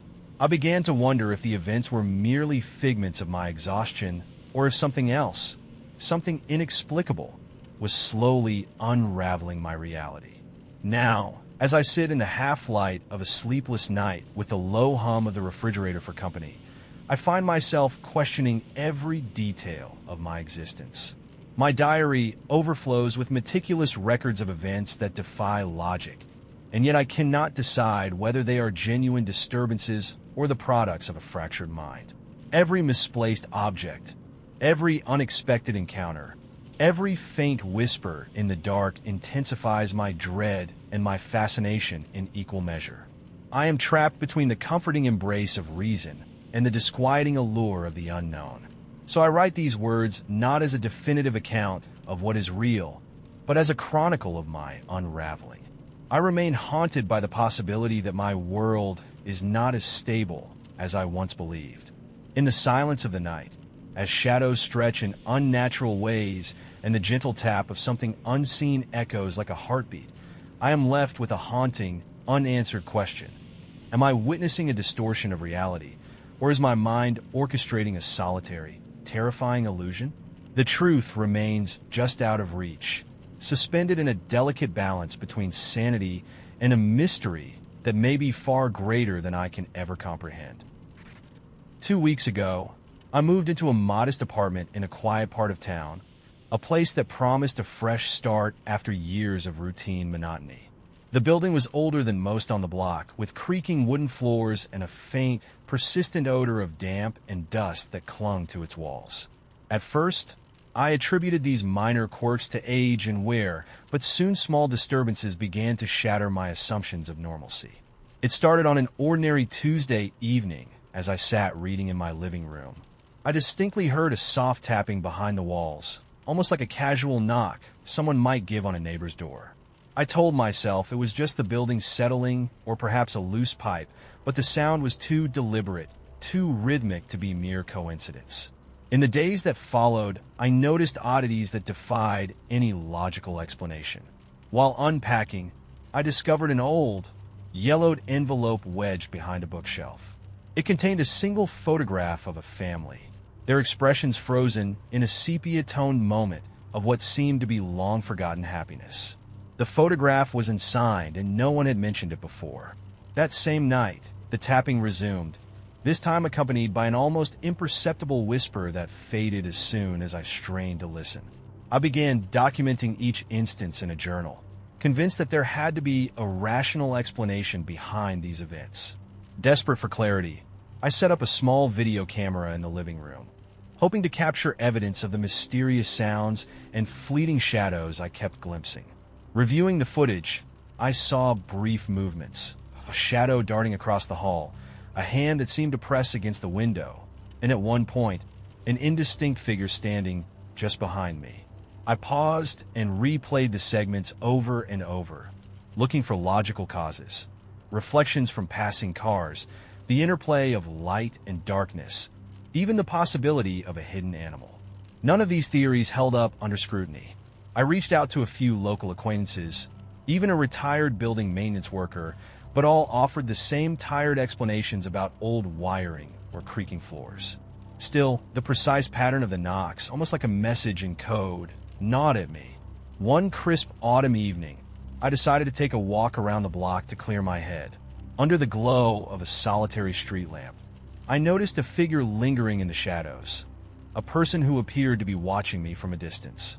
As I approached, the figure melted into the darkness, leaving me with a sense of being followed. I mentioned the encounter to a neighbor, but he merely shrugged and said the street was known for its odd characters after midnight. Yet, the unease only grew. The tapping on my walls turned into a series of deliberate knocks that I began to record and analyze, convinced they formed some kind of hidden code or plea. My investigation took a darker turn the night I awoke to the sound of shattering glass. Heart hammering, I discovered that one of my windows had been broken from the inside. I distinctly remembered seeing a hooded figure in the dim corridor moments before the noise erupted. The following day, I found a series of muddy footprints leading from the broken window to a wall, where I swore I could see faint markings that glowed imperceptibly in the low light. I took photos and even managed to capture a grainy video, but the evidence was as confounding as it was alarming. Could it be that someone was living here without my knowledge? I checked every nook and cranny, yet found no sign of another tenant. As the days turned into weeks, my attempts to rationalize the phenomena were met with increasingly perplexing evidence. Cryptic notes began appearing on my doormat, scribbled messages in a language I couldn't identify, intermingled with the tapping patterns recorded on my walls. I researched the building's history and learned of an unsolved disappearance from decades past, along with rumors of secret gatherings and occult rituals performed within these very walls. My logical mind fought to dismiss these as mere coincidences, yet each new anomaly chipped away at my certainty. Was it possible that the disturbances were the result of human mischief, or was there something more sinister at play? Every night, I lie awake, eyes fixed on the dark corners of the room, listening for that all-too-familiar tapping and whispering. I've compiled hours of video footage and pages of notes, yet the evidence remains frustratingly ambiguous. The patterns defy clear interpretation, and the fleeting images offer no concrete proof of an intruder or supernatural force. As I sit here, the shadows seem to stretch a little longer than they should, and the quiet hum of the building becomes a constant reminder that something is not right. I'm left with questions that I can't answer. Who or what is behind these occurrences, and why have they chosen to make their presence known to me? Is it the residue of a troubled past, or perhaps something that transcends our understanding of reality? I share this account not in search of sympathy, but as a plea for anyone who might shed light on these experiences. I'm still searching for a rational explanation, yet with each passing day, the line between the ordinary and the inexplicable blurs ever more. As you read these words, I can't help but wonder if my experience is an isolated incident, or if it's part of a larger, darker pattern lurking beneath the surface of our everyday lives. The unanswered questions haunt me, and I fear that any logical explanation may forever elude us. I didn't think much of it when I first moved into my new apartment. It was a quiet, modest complex in an older part of town, the kind of place where people kept to themselves. The landlord was an elderly man named Mr. Harrison, polite but reserved, and the other tenants barely acknowledged me when I passed them in the halls. It was exactly what I wanted, a peaceful place where I could focus on work and unwind without distractions. The first few weeks were uneventful. I fell into a comfortable routine, waking up early for work, coming home to make dinner, and watching TV before bed. The only odd thing I noticed was that the hallway outside my unit always smelled faintly of something metallic, like pennies. It wasn't strong, just a lingering scent that I assumed came from the old pipes in the building. One night, as I was taking out the trash, I ran into my next-door neighbor for the first time. She was a woman in her mid-30s with long black hair and tired eyes. She introduced herself as Dana and apologized for not introducing herself sooner. "I work nights," she explained with a half-smile. "I'm barely ever home." She seemed normal enough, but something about the way she looked at me made me uneasy. Her eyes lingered just a little too long, her smile a bit too forced. As we stood there awkwardly in the dimly lit hallway, she suddenly asked, "Have you seen it yet?" I frowned. "Seen what?" Dana hesitated, then shook her head. "Nothing. Never mind." She forced another smile, muttered a quick good night, and disappeared into her apartment. I stood there for a moment, confused, before heading back inside. I tried to brush off the weird encounter, but something about the way she said it stuck with me. "Have you seen it yet?" The words echoed in my mind as I locked my door that night. A few days later, strange things started happening. Small, almost imperceptible at first. I would wake up to find my apartment door unlocked, even though I was certain I had locked it before bed. My kitchen chairs would be slightly out of place, and once I found my bedroom window open, even though I never opened it. I told myself I was just being paranoid. Maybe I had forgotten to lock the door. Maybe I had moved the chairs and didn't remember. But then I started hearing noises at night. Soft scratching sounds against my walls. The first time I heard it, I thought it was just the old pipes settling.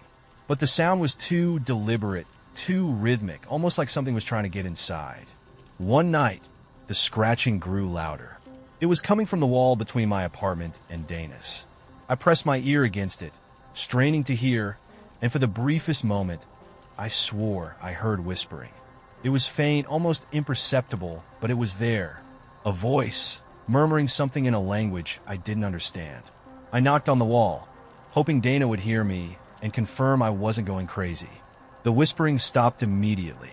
A few minutes later, there was a knock at my door. My heart jumped. I hesitated before opening it, but when I did, Dana was standing there, her face pale and drawn. "Don't knock on the walls," she whispered. "It doesn't like that." I stared at her, my mouth dry. "What doesn't like that?" She shook her head frantically. "Just don't do it again." And then she turned and hurried back into her apartment, locking the door behind her. That night, I barely slept. Every creak, every distant sound made my skin crawl. I kept telling myself there was a rational explanation for everything, but I couldn't shake the feeling that something was horribly wrong. The next evening, as I was leaving for work, I saw Mr. Harrison standing outside the building, talking in hushed tones to a man I had never seen before. When they noticed me, they immediately stopped speaking. Mr. Harrison gave me a polite nod, but there was something cold in his eyes, something calculating. "Everything all right?" I asked hesitantly. "Of course," Mr. Harrison said with a small, thin smile. "You settling in well?" I nodded, but I couldn't shake the feeling that they had been talking about me. When I got home that night, I found a note slipped under my door. It was hastily written in shaky handwriting. "It knows you're here." There was no name, but I knew it had to be from Dana. I knocked on her door, but there was no answer. I didn't see her again after that. That same night, I woke up to the sound of heavy breathing. At first, I thought it was coming from inside my apartment. I sat up in bed, my pulse hammering, straining to hear. The breathing was deep, labored, almost wet, and it was coming from the hallway outside my door. I grabbed the nearest object, a lamp from my nightstand, and crept toward the door. The breathing continued, slow and steady, like whatever was out there knew I was listening. I held my breath and peeked through the peephole. There was something standing just outside my apartment. Not a person. Something. I couldn't make out its shape, but it was tall, so tall that its head nearly brushed the ceiling. Its skin was pale and waxy, almost translucent in the dim hallway light. In its eyes, it didn't have eyes, just two deep, gaping holes where they should have been. It stood there, motionless, its chest rising and falling in that slow, deliberate rhythm. I could feel it watching me, even though it had no eyes. I backed away from the door, my entire body trembling. The breathing never changed. It just stayed there, waiting, and then, just as suddenly as it had appeared, it was gone. I didn't sleep at all that night. The next morning, I packed a bag and left. I didn't tell Mr. Harrison. I didn't even bother to break my lease. I just left. I drove across the city and crashed on a friend's couch, trying to make sense of what had happened. But the more I thought about it, the less it made sense. A week later, I went back to the apartment to grab the rest of my things. But when I got there, something was off. Dana's apartment was completely empty. No furniture, no boxes, nothing. It was like no one had ever lived there. I asked Mr. Harrison about her, but he just gave me a confused look. "There was never a tenant named Dana," he said. "That apartment's been vacant for years."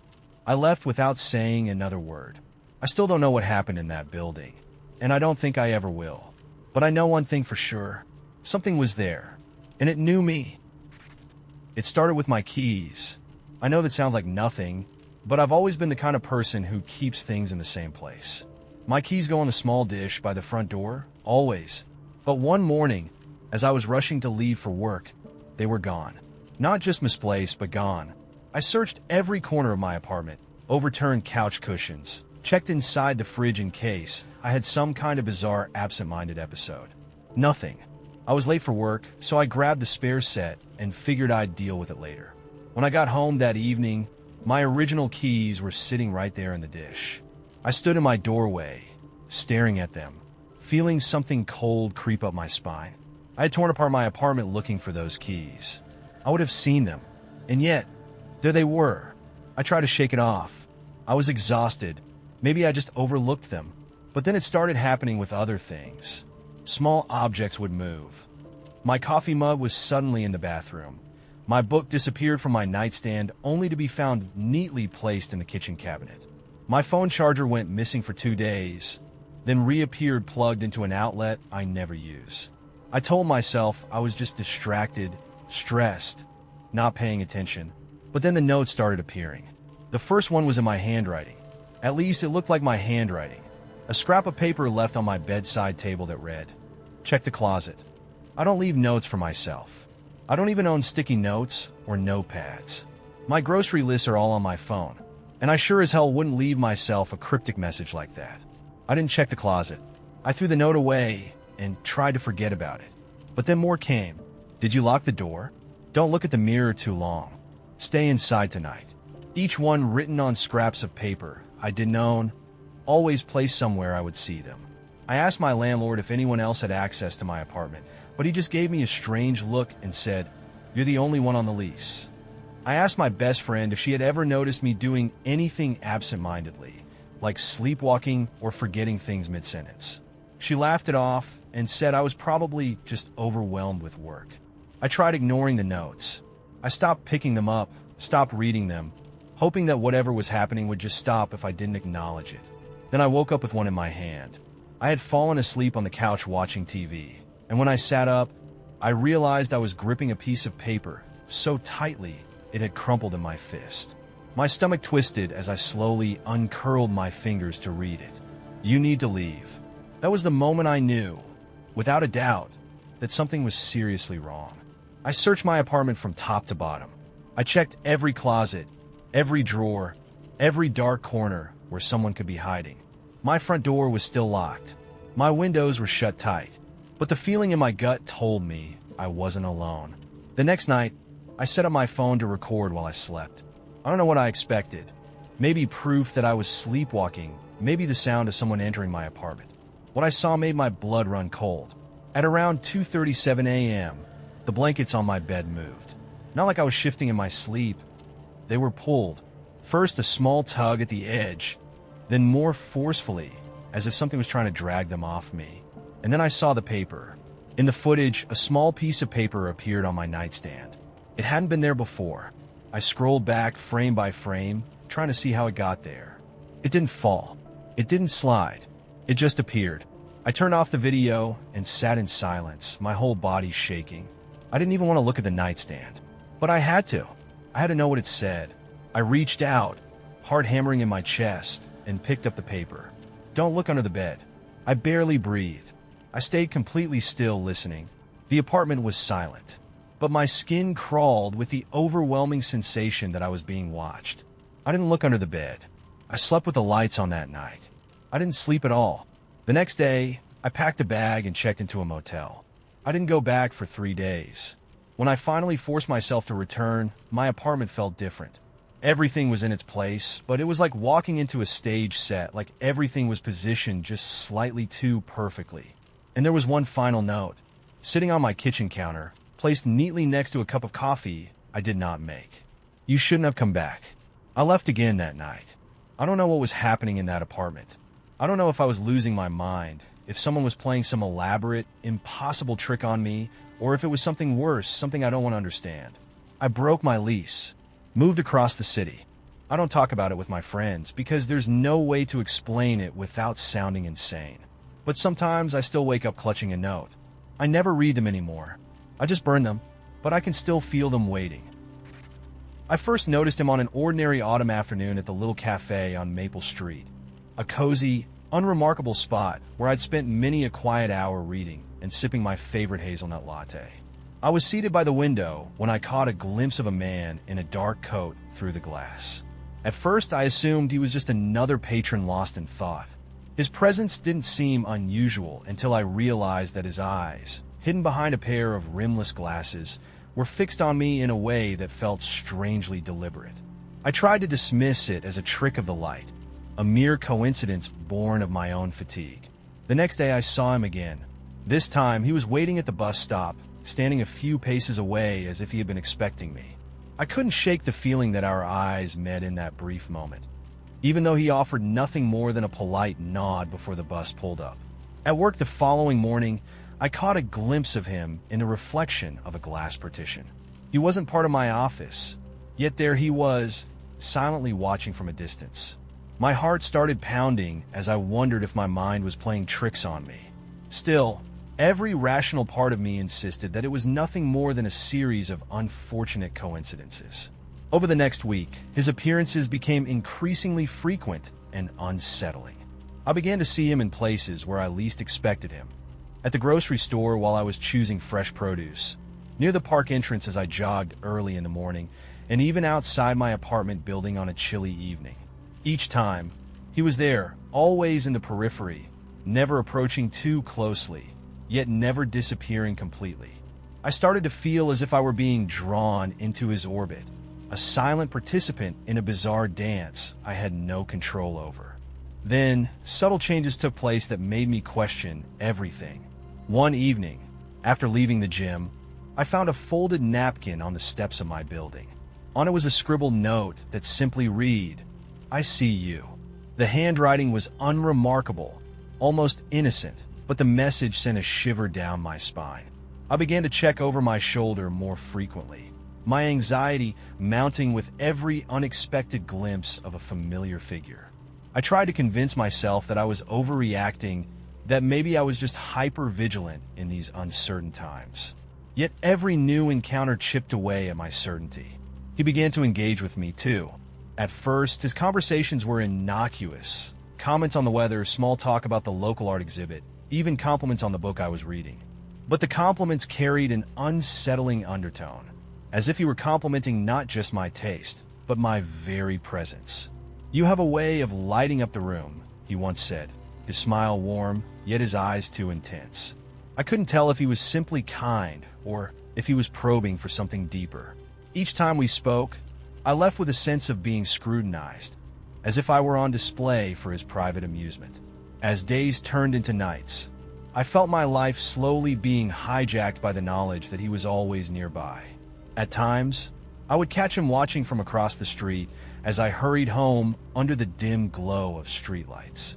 Other times, I'd see him at the local diner, sitting in a booth that seemed to have been reserved just for him. His quiet persistence, his uncanny ability to appear exactly when I was alone, left me reeling with a mixture of dread and helplessness. I started to lose track of time, my days blending into nights filled with a constant, gnawing paranoia. Every creak of the floorboard, every unexpected sound, made me wonder if he was following my every step, weaving his presence into the fabric of my daily routine. Emotionally, I began to unravel. Friends noticed that I was distracted, anxious, and I found myself avoiding familiar places and routines. I even changed my route to work, double-checked the locks on my doors, and avoided the cafe where it had all begun. Yet no matter what I did, the feeling persisted, and he continued to appear as if by magic, never overtly threatening, but insidiously present in every shadow and every reflective surface. I was trapped in a waking nightmare where I could no longer trust my own perceptions.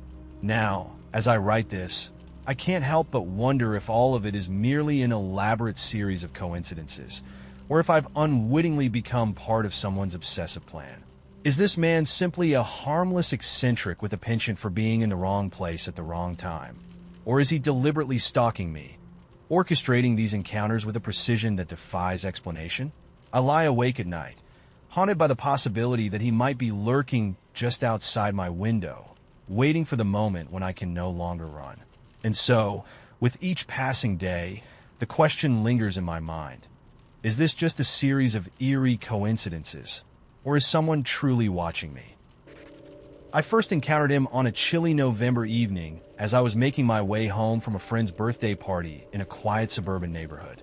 I'd parked my car on a dimly lit street lined with old oak trees whose gnarled branches clawed at the dark sky. The air was heavy and still, and I felt an inexplicable tension as I walked the few blocks to my apartment. At first, I dismissed the uneasy feeling as nothing more than post-party jitters. But as I rounded the corner, I noticed a man leaning against a battered mailbox. He wore a threadbare coat and a wide-brimmed hat that cast his face in shadow. His eyes, dark and unreadable, followed my every move. I quickened my pace and told myself he was merely a vagrant, nothing more.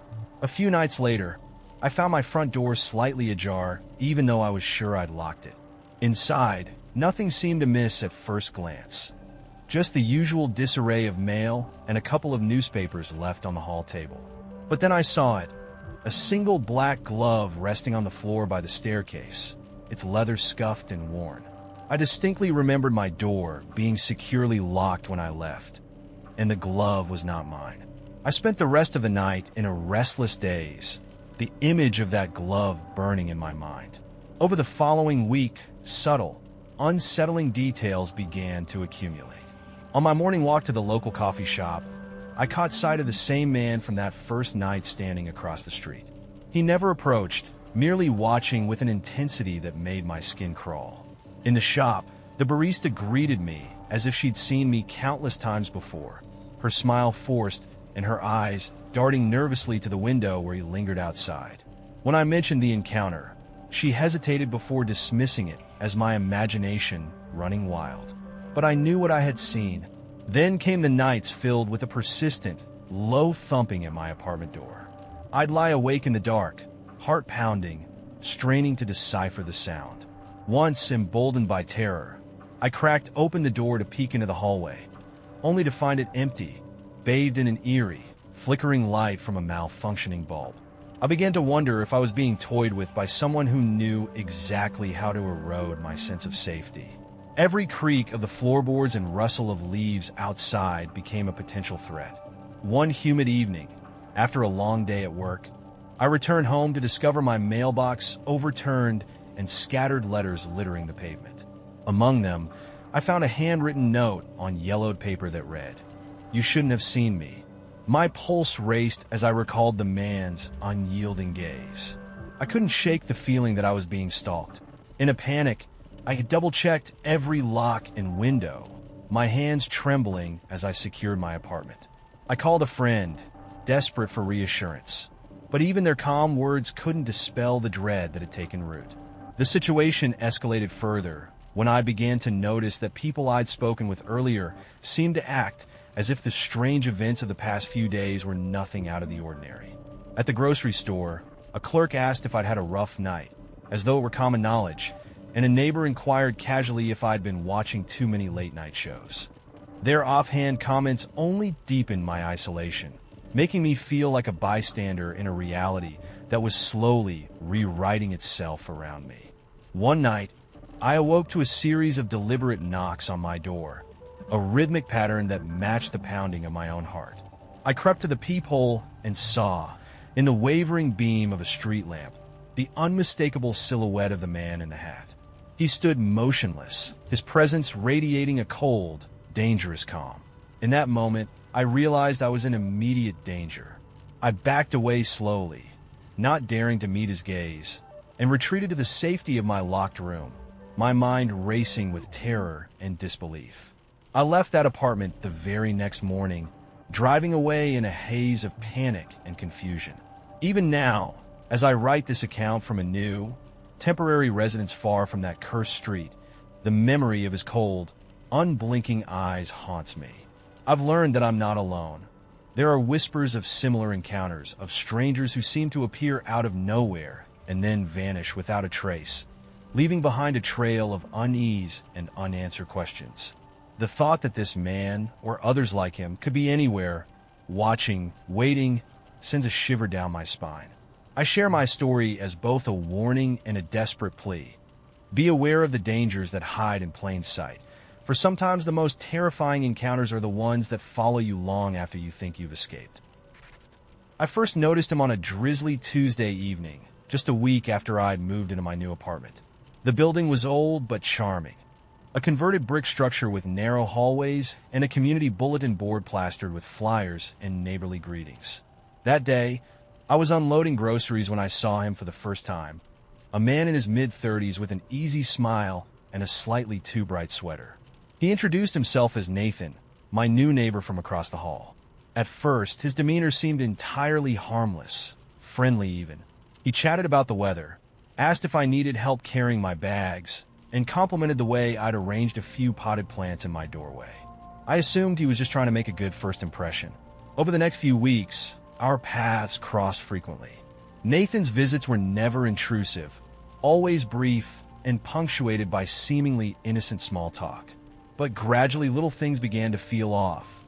During one conversation, he asked in an almost curious tone, "So, who do you spend your evenings with? I mean, you're new. Do you have many friends around?" His question seemed oddly personal for a casual greeting, and I brushed it off as simple neighborly interest. Yet the questions kept coming. In subsequent encounters, he would ask about my routine, what time I left for work, where I liked to shop, even details about my hobbies. Each inquiry was wrapped in a warm smile, but they left me with a lingering sense of being observed. One humid Saturday afternoon, I noticed that Nathan was waiting outside the building when I was leaving for a quick errand. He approached me with an overly friendly greeting, asking if I needed any help with errands or if I'd like a ride home if I ever needed one. His tone was too eager, and his eyes, though kind, felt almost too intent on mine. I politely declined, but the incident made me uneasy. I began to catch myself glancing over my shoulder as I walked, half expecting to see him lurking behind a parked car or in the shadows of an alley. Then, things started to escalate in small, disconcerting ways. One morning, I found a neatly folded note slipped under my door. It read simply, "You're doing great. Don't forget I'm always here." I wasn't sure if it was a joke or some kind of misplaced gesture, but the handwriting was reminiscent of Nathan's. I recalled him casually mentioning how much he enjoyed leaving small reminders for neighbors in his previous building, something about making people feel welcome. Still, the note unsettled me. The next time I saw him in the hallway, his smile seemed a fraction too wide, his eyes glinting with an intensity that I couldn't quite place as friendly. At work, I began to notice similar oddities. I would find subtle changes in the office environment. A picture frame slightly askew, a personal item mysteriously moved.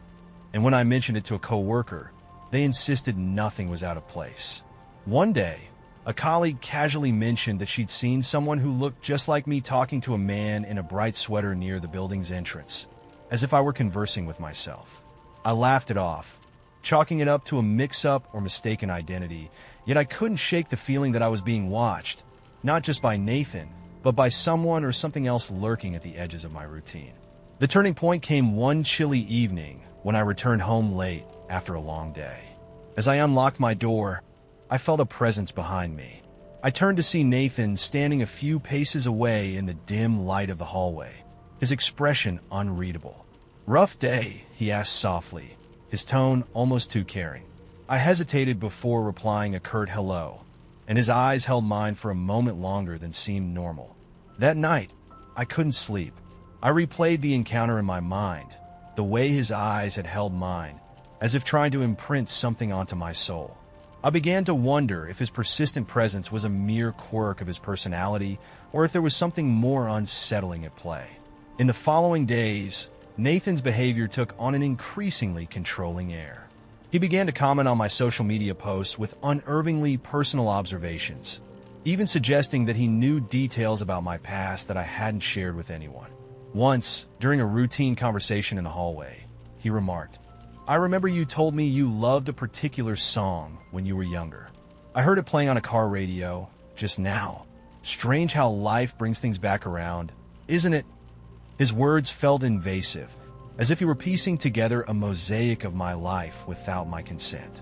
The compliments became laced with implications, and his casual inquiries now carried an edge of something darker. I found myself constantly checking over my shoulder and locking my door twice, convinced that I was being subtly manipulated. I even began avoiding the building's common areas, retreating into the safety of my own apartment as much as possible. But no matter how hard I tried to distance myself, Nathan seemed to find a way to appear. One evening, as I sat at my kitchen table, the power suddenly flickered, plunging me into half-flight. I heard the unmistakable sound of slow footsteps outside my door. When I peeked through the peephole, I saw Nathan's silhouette against the rain-soaked brick of the hallway. His presence was a silent threat, one that made my heart hammer in my chest. In a moment of desperate clarity, I decided I needed to leave. I packed a small bag and, under the cover of darkness, made my way to a friend's place across town. As I drove away, I kept glancing in the rearview mirror, half expecting to see that unnerving figure trailing behind. Even now, safe in a temporary refuge, the memory of his calculated smiles and intrusive questions lingers like a shadow. I can't say for certain whether Nathan's behavior was the product of a troubled mind or the precursor to something far more sinister. His actions left me with an unsettling mix of fear and confusion, a sense that somewhere out there, a stranger could be waiting, ready to insert himself into the quiet moments of your life. Was I right to flee, or did I simply overestimate the danger? That question haunts me every time I hear a knock at the door or catch a glimpse of someone in a bright sweater. I share my story as both a warning and an open question, because I can't shake the thought that this isn't an isolated incident. Somewhere, someone might be experiencing a similar invasion of privacy. A stranger who starts out as harmless, only to slowly reveal a side that leaves you wondering whether you ever truly knew the person next door. I first noticed something was off when I lost my wallet.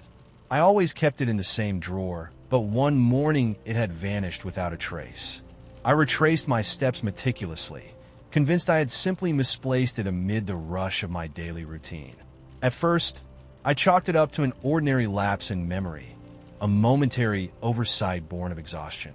But as the day progressed, subtle anomalies began to accumulate like tiny fractures in a foundation I once believed unshakable. One afternoon, while watering my small collection of houseplants, I observed that one of the pots had shifted ever so slightly from its usual spot. I dismissed it as the gentle push of a stray breeze, yet a nagging disquiet settled in my chest. Over the next several days, the minor disturbances multiplied. I'd return home from work only to find that objects had inexplicably migrated. A book I had left on the coffee table was discovered on the kitchen counter, and my favorite mug, previously resting on the shelf, appeared on the windowsill. These occurrences were so minute, so easily explainable by clumsiness or distraction, that I began to wonder if I was overthinking the matter. Still, there was an undercurrent of something unexplainable in every misplaced item. Then came the encounters with people. At a local coffee shop, I struck up a friendly chat with the barista about the weather, only to see her expression shift moments later into one of bewilderment, as though our conversation had evaporated into thin air. On another occasion, I waved to a neighbor whom I'd exchanged greetings with countless times, yet he looked past me entirely, as if I were an unfamiliar ghost rather than a known face. It wasn't just a single incident. More and more, individuals I'd once recognized began to act as though recent events involving me had never happened at all. Their blank, almost contrite expressions left me questioning whether I was the only one who remembered. The most disconcerting episode occurred on a rainy evening. I returned home to find my front door ajar, though I was absolutely sure I had locked it before leaving. Inside, the apartment felt disturbed. Books lay scattered in unusual piles on the coffee table, and a cherished framed photograph of my family was missing entirely from its usual place on the mantel. When I asked my partner about it, she hesitated, her voice faltering, as if the memory of that morning had slipped away from her. Even neighbors, when approached about odd sounds or misplaced items, responded with vague apologies or insisted nothing unusual had occurred. It was as if reality itself was being selectively rewritten, leaving me stranded with memories that no one else could confirm. Desperation drove me to begin recording every strange occurrence in a worn, leather-bound journal. I scribbled down every detail, the subtle shifts of furniture, the odd changes in people's recollections, and even the fleeting reflections in mirrors that showed a version of myself I didn't recognize. There were moments when I would catch a glimpse of a face in a shop window or passing car that resembled someone from my past, only for that image to vanish the instant I tried to focus on it. Nighttime, once a quiet reprieve, became a canvas for inexplicable sounds. Soft tapping at the walls, hushed whispers echoing through empty corridors, and a low, almost mechanical hum that vibrated in the silence. One particularly unsettling morning, I discovered a handwritten note slipped under my door. The message was brief, just 3 words scrawled hastily. "Remember who you are." I clutched the paper in trembling hands, its contents both a desperate plea and a grim reminder that my identity might be slipping away. Who was I, if the events of each day could be erased or altered without warning? I began to feel increasingly like a bystander in my own life, watching as the world around me shifted in ways I could neither predict nor control. As days bled into nights, the inconsistencies grew ever more pronounced. I started noticing that people's behaviors were subtly changing. Friends would recount shared memories with different details, their voices laced with an uncertainty that belied their once firm recollections. Conversations that I remembered clearly were met with blank stares or polite denials when I brought them up again. I felt as if I were trapped in a loop, isolated in a reality where I alone clung to the remnants of a past that was rapidly dissolving. Sometimes, late at night, I would stand before a mirror and see fleeting differences in my reflection. A slight tilt of my smile, a shadow where none should be. I began to record these moments, compiling video clips that revealed objects disappearing, reappearing, and even subtly altering their form. Yet when I showed the evidence to anyone, they dismissed it as mere trickery of light or the product of an overactive imagination. Their casual disbelief deepened my isolation, leaving me to wonder if I was descending into madness. Tonight, as I sit in the dim light of my living room with my journal spread out before me, I feel the oppressive weight of unanswered questions. The clock ticks relentlessly, each second a reminder that my grasp on a stable reality is slipping away. Every whispered conversation with an unrecognizing neighbor, every inexplicable shift of an object, leaves me with the haunting possibility that my life is being rewritten in real time by forces beyond my control. Am I merely experiencing a series of coincidences and lapses in collective memory? Or is there something else? Something orchestrating these changes, erasing moments and altering identities at its whim? I have no definitive answers. Only the persistent feeling that I am caught in a narrative where the rules of reality no longer apply. As I write these words, a creeping dread takes hold. Perhaps I am not the author of my own life, but a passive observer in a story that is being manipulated by an unseen hand. And so I am left to wonder, in the echoing silence of a world that seems to forget me with every passing moment.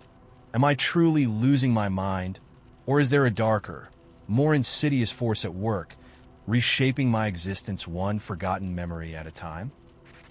I moved into the old Crestwood apartments in early November, convinced that a change of scenery would help me escape the chaos of my previous life. The building was charming in a vintage way. Creaking floors, faded wallpaper, and narrow hallways lined with portraits of long-forgotten residents. At first, everything felt normal. I settled into my small unit with its single bedroom, living area, and a tiny kitchenette that I quickly grew fond of. But within weeks, I started noticing things that didn't add up. It began with small details. The vase on my windowsill, which I was sure I'd left facing east, was sometimes turned just a few degrees off, as if nudged by an unseen hand. One morning, I found the doormat outside my door inexplicably damp, even though it hadn't rained. I chalked it up to my overactive imagination or perhaps a stray water leak. But the nagging feeling wouldn't let me rest. At first, I assumed it was stress. Moving into a new place can do that to a person, but soon the incidents multiplied. Late one night, I returned from a late shift to find my living room in disarray. I distinctly remembered placing the coffee table exactly where it had always been, but now it was pushed a few inches to the left. The bookshelf, which had always been lined up perfectly, now had one row slightly crooked. I called a friend the next day, expecting them to laugh it off, but when I described it, they insisted I must be mistaken. "Everything's exactly as you left it," they said. Yet I knew what I'd seen. The strangeness wasn't limited to inanimate objects. My neighbors, too, began to change in ways that felt disturbingly off. Mrs. Delgado, who lived directly across the hall and had always been warm and chatty, started offering curt nods and blank smiles. When I asked her about the weather or our building's history, she would answer with vague, almost scripted responses. I overheard a conversation between two residents in the courtyard about a maintenance issue that I knew had never been discussed before, and when I mentioned it, they simply looked at me as if I were the one delusional enough to think anything was wrong. One evening, while having dinner alone, I received a text from an unknown number. "Look closer." At first, I thought it was a prank, but the message chilled me. I checked my phone repeatedly, hoping for an explanation, but there was nothing. The following day, while walking down the hallway, I caught a glimpse of something in a reflection, a shadow, perhaps, moving behind me. I spun around, but the corridor was empty. It felt as if I'd stepped into a scene from a horror movie, yet everything looked exactly as it had before. As the days turned into weeks, my anxiety grew. Every time I returned to my apartment after work, I was met with subtle, yet unsettling differences. The clock in the kitchen, which had always read the correct time, now occasionally lagged or jumped ahead by a few minutes. My bed, which I'd arranged meticulously, appeared disheveled as though someone had slept in it and then left in a hurry. I began to doubt my own memory. Was I really misplacing things? Or was the apartment itself shifting around me? When I tried to confide in friends, they dismissed my concerns, saying I was simply stressed or exhausted. The most unnerving incident occurred on a cold, rain-soaked night. I had locked up and settled into bed when I was suddenly awakened by a soft, persistent knocking at my door. Heart pounding, I peered through the peephole to see a figure standing in the dark hallway, but when I opened the door, nothing was there, only the sound of the rain and my own ragged breathing. In the following days, I found small signs that someone might have been in my apartment. A smudge on the window that wasn't there before, a faint, inexplicable scent of cologne lingering in the air. Yet when I mentioned it to the building manager, he simply assured me that no one had been reported inside. I began to document every occurrence in a worn notebook, detailing each misplaced object, every odd encounter, and every subtle change in the environment. The more I wrote, the more I realized that the disturbances weren't random. They formed a pattern, as if someone or something was deliberately altering my reality. But every time I tried to show my records to a friend or a neighbor, they would dismiss them, insisting that nothing had changed. Their denial only deepened my isolation. Now, I spend my nights wide awake, scanning my surroundings for any sign of the inexplicable. The apartment, once a haven, has become a labyrinth of shifting details and half-remembered memories. I can no longer trust the familiar. Every creak in the floor, every flicker of light, sends a shiver down my spine. I fear that I'm trapped in a world that appears normal to everyone else, but is utterly alien and hostile to me. Each day, I wake with the dreadful certainty that something is altering the very fabric of my reality, a reality that no one else seems to notice or care about. And as I sit in the dark, the echo of unanswered questions lingers in my mind. Am I losing my grip on sanity, or is there something far more sinister at work here? I'm left alone with the creeping suspicion that I've become a prisoner in my own life, in a place where nothing is ever quite as it seems, and I may never escape the slow, relentless unraveling of my world. It all began on an ordinary Tuesday when I met him, a stranger who, by all appearances, was nothing out of the ordinary. I was waiting in line at a small cafe near my office when I noticed a man with an unusual intensity in his eyes. He wore a worn leather jacket and a slightly crooked smile that hinted at secrets he wasn't ready to share. When he stepped up behind me in line, he casually mentioned something about the weather, a comment that felt oddly specific, as if he had been watching the forecast on my phone just moments before. I dismissed it as a harmless coincidence, a quirky remark from a friendly stranger. But that day marked the beginning of a series of events that would slowly unmoor my sense of reality.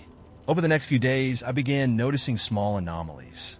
At work, I would find myself pausing mid-conversation with colleagues, only to later recall that the discussion had taken an unexpected turn.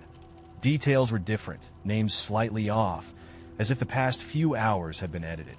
One afternoon, I left a meeting feeling that I'd lost track of time. My watch showed only a few minutes had passed, yet I distinctly remembered an hour of discussion and laughter. The same stranger from the cafe seemed to appear repeatedly in unexpected places, waiting for the bus at my usual stop, sitting alone in the park near my apartment, even crossing the street outside my office building. Each time, his appearance was almost identical, yet subtly different. His hair would be styled differently, or his eyes would hold a different emotion, ranging from melancholy to mischievous glee. At first, these encounters were fleeting and easily dismissed as tricks of my imagination. I tried to rationalize the experience, telling myself that my mind was simply overactive, playing with my perception of time and space. But then I began noticing changes in my own memories. I'd recall having conversations with friends that, when I mentioned them later, they insisted had never occurred. The places I visited started to feel unfamiliar. The layout of my favorite bookstore seemed to shift, with new sections appearing overnight and old ones vanishing without explanation. One evening, after a long day at work, I returned home only to find that the arrangement of furniture in my living room had been subtly altered. My couch, which I always positioned against the east wall, now faced the window, and a coffee table that I remembered placing near the door was now in the center of the room. I could swear I had not moved anything. The stranger's reappearances grew more frequent, and his changes more pronounced. I began to wonder if he was a manifestation of the glitch itself, a constant variable in a system that was slowly rewriting itself. I tried to confront him one chilly evening as he sat on a bench outside a busy subway station. "Do I know you?" I asked, my voice betraying the tremor of uncertainty. He only smiled, a smile that felt too knowing, and said, "We've met before, haven't we?" As if my question was absurd. The ambiguity of his response gnawed at me. Every subsequent encounter left me with a lingering question. Was he real, or was he merely a phantom that appeared to remind me that something was off? As the days turned into weeks, the glitches began seeping into every facet of my life. Time became fluid. I'd lose entire hours without any recollection of what transpired. On one disorienting night, I found myself wandering through a street that I was sure I had never seen, yet every storefront and neon sign looked eerily familiar. I looked down at my phone. Its screen displayed a timestamp that made no sense, as if I'd jumped forward and backward in time. I started keeping a journal, desperate to document every oddity, every moment of discrepancy, but the pages themselves sometimes bore dates that did not match the events I remembered. The boundaries between my memories and my current reality began to blur, leaving me questioning whether my past was even mine. It wasn't just time that was shifting. Spatial orientation itself began to warp. One morning, I entered a room in my apartment that I was convinced I had left just moments before, only to find it completely rearranged, as if a hidden hand had been at work. The windows showed an outside world that looked almost the same, yet the trees and buildings seemed to flicker in and out of alignment. Even the air carried a subtle static, a hum that reminded me of an old film projector. I couldn't tell if I was caught in a series of inexplicable déjà vu or if reality was glitching like an old, malfunctioning recording. Now, as I write this, I find myself increasingly isolated by the knowledge that what I once accepted as real may be nothing more than an elaborate illusion. The stranger still appears, sometimes at the edge of my vision, his presence a constant reminder that the fabric of my life is unraveling. I no longer trust my own memories or the steady passage of time. The glitches persist, and with every new anomaly, I feel as though I am becoming integrated into a system far larger than myself. A system that no longer adheres to the rules of normalcy. I have come to believe that I am part of this anomaly now, that my existence, my experiences, are pieces of a vast, shifting puzzle that may never be put back together in the way they once were. And so, I live with the unsettling truth that the reality I once knew might be nothing more than a fragile construct, prone to sudden, inexplicable rewrites, and that I may be forever trapped in a glitch that I can neither escape nor fully understand. It began one unremarkable morning when I woke up feeling off. I couldn't quite put my finger on it at first. Just a lingering sensation that something inside me wasn't quite my own. I sat on the edge of my bed, rubbing my eyes, and tried to recall the previous day. But gaps in my memory made it all seem hazy, as if I had lost chunks of time. I brushed it off as a side effect of stress or poor sleep until the oddities started to multiply. At work that day, I found myself pausing mid-conversation, struggling to remember details of discussions I was sure I had participated in. When a coworker mentioned that I'd said something in a meeting that I couldn't possibly recall uttering, I felt a cold pit form in my stomach. I tried to laugh it off, but the uneasy feeling only grew. In the mirror that morning, I swore I saw a flash of an expression that wasn't mine, a look of detachment, as if someone else had briefly taken control of my face. Over the next few weeks, things became more unsettling.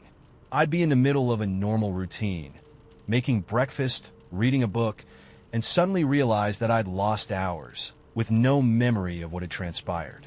One morning, I found a note on my desk in my apartment written in my handwriting that I didn't remember composing. It simply read, "They are here. I felt my heart race, but when I asked my neighbor if they'd seen anything unusual, they only shook their head and said I must be overthinking things. The strangest changes were not external at all. It began to feel as if my own behavior was being edited from within. I would find myself laughing at jokes that I'd never found funny before, or speaking in phrases that sounded oddly formal. A close friend later commented that I seemed different, distant, as if I were reciting lines from a script. I recalled no such transformation, yet every time I looked back on the conversation in my mind, it felt as if my own words had been altered.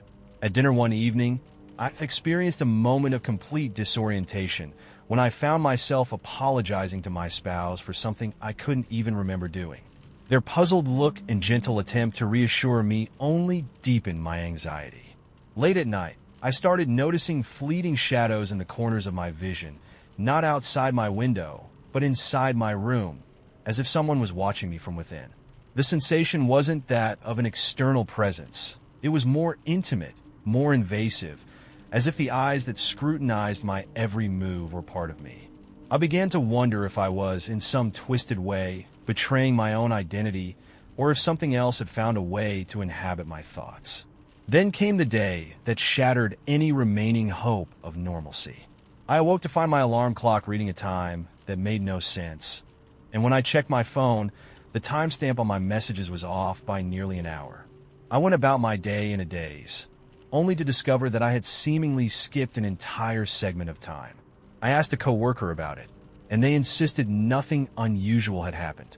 But deep inside, I knew I'd lost something, minutes, perhaps even hours, that I could not account for.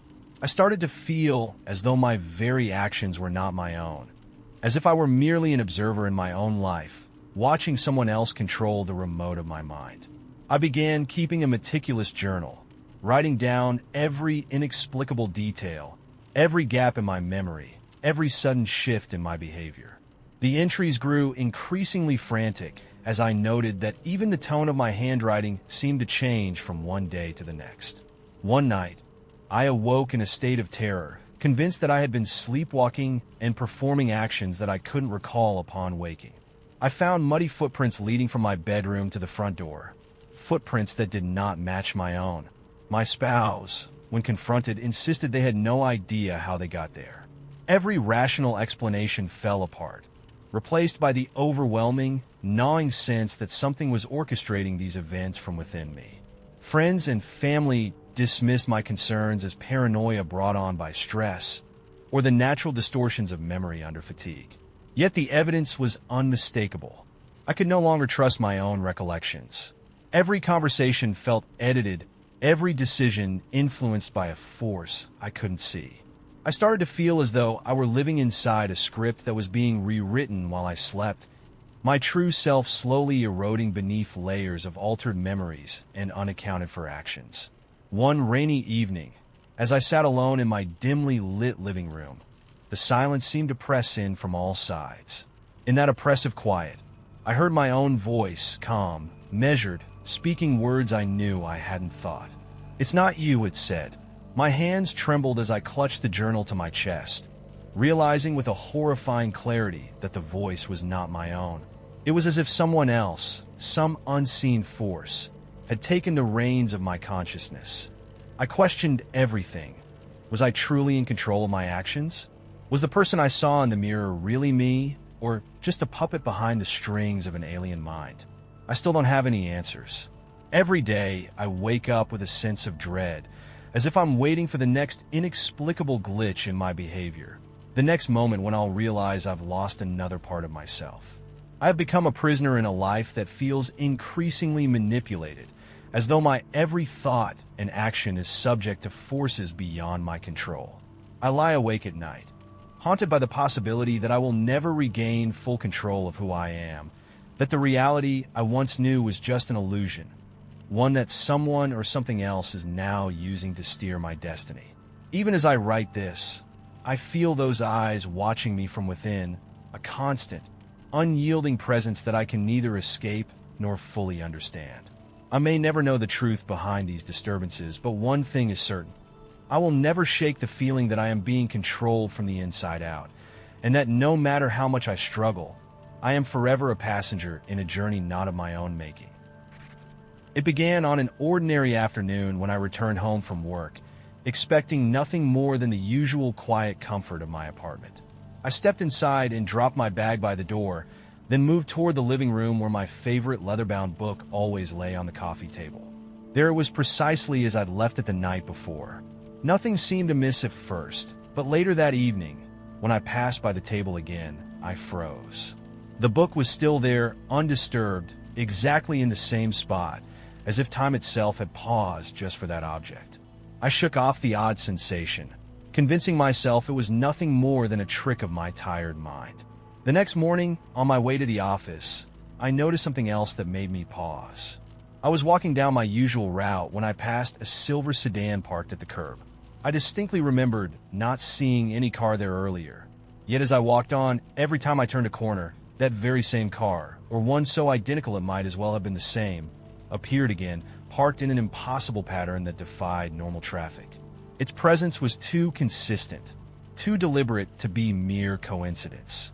Over the following days, the inexplicable became increasingly persistent. I began to notice small details in my apartment subtly shifting without any sign of intrusion. My meticulously arranged potted plant, which I'd watered and positioned carefully on the windowsill, was sometimes slightly rotated when I returned from a shower. The digital clock on the wall, which normally ticked away steadily, would occasionally freeze for a few seconds before resuming its count, its numbers flickering as if caught in a glitch. I started to document these events, jotting down the times and circumstances, but the more I recorded, the more the pattern of repetition gnawed at me. At work, the feeling that something was off grew stronger. Conversations with colleagues began to loop back on themselves. I'd share a story, only to have a co-worker later recount it with minor, yet disturbing differences in details that I was certain hadn't been part of the original discussion. Even the office environment seemed to subtly shift. The arrangement of furniture in the break room, which I'd always found comforting in its consistency, sometimes appeared slightly rearranged as if someone had reprogrammed it overnight. One particularly surreal evening, I sat in a quiet cafe near my apartment, trying to escape the growing unease. As I sipped my coffee, I noticed a man across the room who seemed oddly familiar. His face, his mannerisms, and even the way he sipped his drink were all exactly as I recalled from a chance encounter last week. An encounter I had almost forgotten. I watched as he rose from his seat, his expression unreadable, and left the cafe. The strangeness was compounded by the fact that later that day, while walking home, I encountered him again, this time with a different coat and a slightly altered gait. I was sure it was the same man, yet every time I caught a glimpse, he seemed to change, as if his appearance was being edited in real time. At home, I began to lose track of time. There were moments when I'd leave my apartment and later return, only to feel as though hours had vanished, lost to a gap in my memory. I would sit in my living room, staring at the clock, certain that it was moving normally, yet when I looked away and then back again, the time had inexplicably jumped ahead. It wasn't that the clock was broken. It was as if the flow of time itself was being interrupted like a glitch in a digital program. I started to question whether I was the only one affected by these phenomena. I mentioned it to friends, expecting at least one of them to share my unease. Instead, they laughed it off, attributing my observations to stress or an overactive imagination.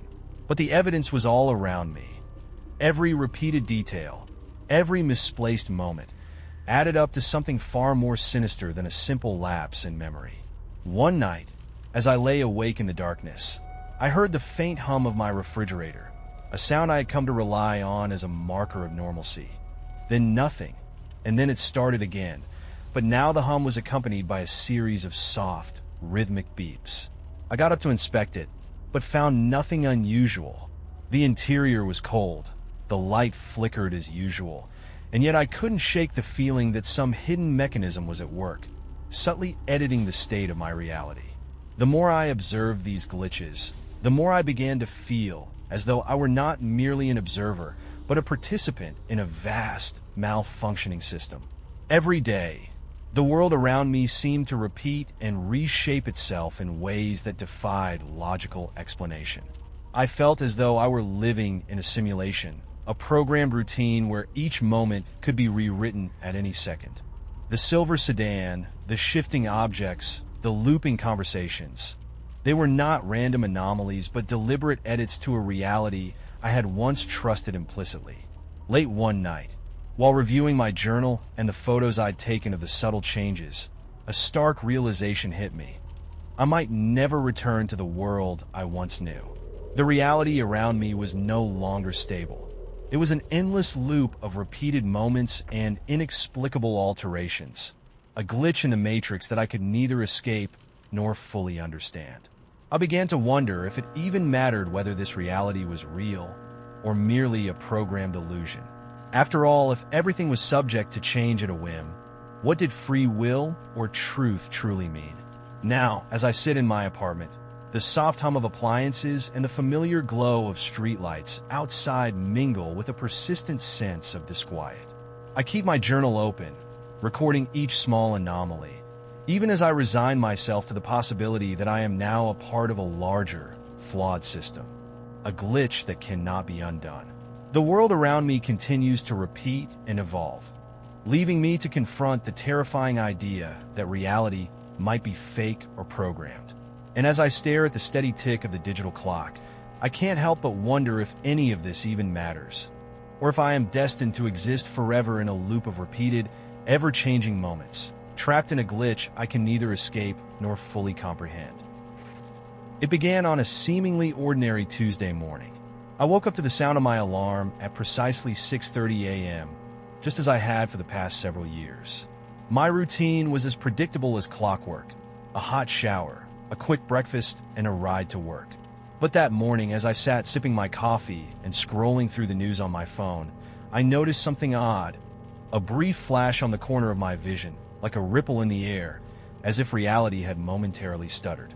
I dismissed it as a trick of my tired eyes, but a lingering unease took root deep within me. At work, everything appeared normal at first. I greeted my colleagues, attended meetings, and typed away at my computer. Yet, throughout the day, I began noticing subtle inconsistencies. During a conversation with my coworker Sarah, I recalled her mentioning a family vacation last summer. Today, however, she insisted that she had never taken any time off at all that year. When I asked her for details, her face remained impassive, her responses measured and curt. It was as though I were recalling a conversation from a dream, a conversation that, for her, had never happened. I wondered if I was misremembering, but deep down, I felt certain of every word exchanged. The strangeness did not stop there. On my drive home, I passed by the same intersection where, weeks before, I had seen a red car speeding recklessly. Today, that exact car was parked neatly by the curb, its engine off, with a man in a dark suit standing beside it, watching me intently. I slowed down, my heart hammering, and the man gave a slight nod before disappearing into the nearby building. The entire scene replayed in my mind with unnerving clarity, a precise moment that I knew I had witnessed, yet no one else would ever mention it if asked. As the days went on, these glitches grew bolder. I started to catch fleeting glimpses of a familiar figure in unexpected places. A friend from high school, a neighbor I'd never really spoken to, even a coworker who had long since moved on from our department. They appeared in the background of my daily life, sometimes standing in doorways or reflected in windows, always with the same vacant stare, as if they were waiting for something. But when I approached them, they would smile politely and continue on as though nothing were amiss. I began to question whether my mind was playing tricks on me.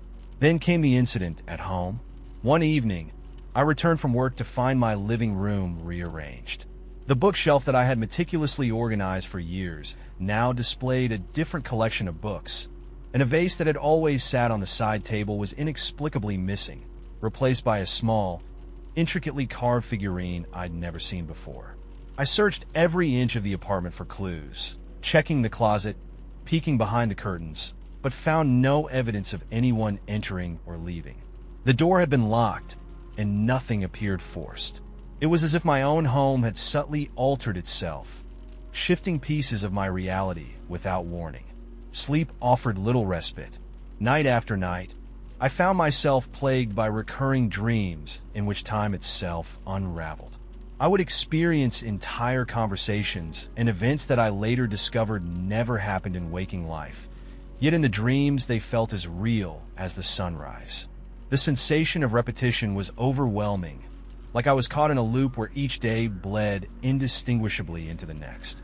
I started recording fragments of these dreams in a journal, desperate to document any pattern or meaning, but the entries only deepened my confusion. The details would change from one page to the next. Names, places, even emotions seemed to shift like sand under my pen. I tried to rationalize it all. I scoured the internet for similar stories, hoping to find some explanation. A glitch in the matrix, as some online forum speculated, or a collective hallucination triggered by stress. But every logical explanation I encountered only raised more questions. Was it truly a fault in the fabric of reality? Was I the only one perceiving these disjointed moments? Or was everyone else oblivious, trapped in a seamless narrative that I could no longer trust? The final straw came one chilly evening when I decided to retrace my steps. I parked my car by the same intersection where I'd seen the red car weeks earlier. As I walked toward the building where the suited man had been, I suddenly felt an overwhelming sense of déjà vu. Every step I took was mirrored by a shadow in the corner of my eye, a flicker of movement that vanished as soon as I turned to look. I checked my watch repeatedly, convinced that time was slipping away in irregular bursts. The sensation was unbearable, as if the world around me was caught in a loop, each moment repeating itself with slight, imperceptible differences that only I could sense. Standing there in the dim glow of a street lamp, I felt reality shatter around me. The familiar world I had known for so long now seemed like a meticulously constructed illusion, one where every interaction, every object, every memory might be nothing more than a carefully arranged fragment of a larger, sinister design. I could no longer trust my senses. Every face in the crowd appeared unfamiliar. Every whispered word in a conversation a potential clue to a mystery I couldn't solve. I returned home that night, my mind swirling with questions and dread. As I sat in the silence of my apartment, I stared at the blank walls and wondered if they too were part of this grand deception, a glitch in a matrix that had become all too real. I realized, with a creeping certainty, that something was very, very wrong. Whether it was a coincidence born from a fractured mind or evidence of a reality unraveling before my eyes, I could no longer tell. I was left with a gnawing fear that I might be trapped in a world that was slipping away, a world where each day was just a distorted replay of the last, and where I had become an unwilling participant in something far larger and more inexplicable than I could ever comprehend. It began on a seemingly ordinary Tuesday morning. I woke up to the sound of my alarm at precisely 6:30 a.m., just as I had for the past several years. My routine was as predictable as clockwork: a hot shower, a quick breakfast, and a ride to work. But that morning, as I sat sipping my coffee and scrolling through the news on my phone, I noticed something odd. A brief flash on the corner of my vision, like a ripple in the air, as if reality had momentarily stuttered. I dismissed it as a trick of my tired eyes, but a lingering unease took root deep within me. At work, everything appeared normal at first. I greeted my colleagues, attended meetings, and typed away at my computer. Yet, throughout the day, I began noticing subtle inconsistencies. During a conversation with my coworker Sarah, I recalled her mentioning a family vacation last summer. Today, however, she insisted that she had never taken any time off at all that year. When I asked her for details, her face remained impassive, her responses measured and curt. It was as though I were recalling a conversation from a dream, a conversation that, for her, had never happened. I wondered if I was misremembering, but deep down, I felt certain of every word exchanged. The strangeness did not stop there. On my drive home, I passed by the same intersection where, weeks before, I had seen a red car speeding recklessly. Today, that exact car was parked neatly by the curb, its engine off, with a man in a dark suit standing beside it, watching me intently. I slowed down, my heart hammering, and the man gave a slight nod before disappearing into the nearby building. The entire scene replayed in my mind with unnerving clarity, a precise moment that I knew I had witnessed, yet no one else would ever mention it if asked. As the days went on, these glitches grew bolder. I started to catch fleeting glimpses of a familiar figure in unexpected places. A friend from high school, a neighbor I'd never really spoken to, even a co-worker who had long since moved on from our department. They appeared in the background of my daily life, sometimes standing in doorways or reflected in windows, always with the same vacant stare, as if they were waiting for something. But when I approached them, they would smile politely and continue on as though nothing were amiss. I began to question whether my mind was playing tricks on me. Then came the incident at home. One evening, I returned from work to find my living room rearranged. The bookshelf that I had meticulously organized for years now displayed a different collection of books, and a vase that had always sat on the side table was inexplicably missing, replaced by a small, intricately carved figurine I'd never seen before. I searched every inch of the apartment for clues, checking the closet, peeking behind the curtains, but found no evidence of anyone entering or leaving. The door had been locked, and nothing appeared forced. It was as if my own home had subtly altered itself, shifting pieces of my reality without warning. Sleep offered little respite. Night after night, I found myself plagued by recurring dreams in which time itself unraveled. I would experience entire conversations and events that I later discovered never happened in waking life, yet in the dreams they felt as real as the sunrise.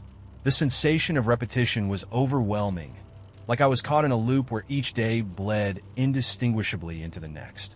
I started recording fragments of these dreams in a journal, desperate to document any pattern or meaning, but the entries only deepened my confusion. The details would change from one page to the next. Names, places, even emotions seemed to shift like sand under my pen. I tried to rationalize it all. I scoured the internet for similar stories, hoping to find some explanation. A glitch in the matrix, as some online forum speculated, or a collective hallucination triggered by stress. But every logical explanation I encountered only raised more questions. Was it truly a fault in the fabric of reality? Was I the only one perceiving these disjointed moments? Or was everyone else oblivious, trapped in a seamless narrative that I could no longer trust? The final straw came one chilly evening when I decided to retrace my steps. I parked my car by the same intersection where I'd seen the red car weeks earlier. As I walked toward the building where the suited man had been, I suddenly felt an overwhelming sense of déjà vu. Every step I took was mirrored by a shadow in the corner of my eye, a flicker of movement that vanished as soon as I turned to look. I checked my watch repeatedly, convinced that time was slipping away in irregular bursts.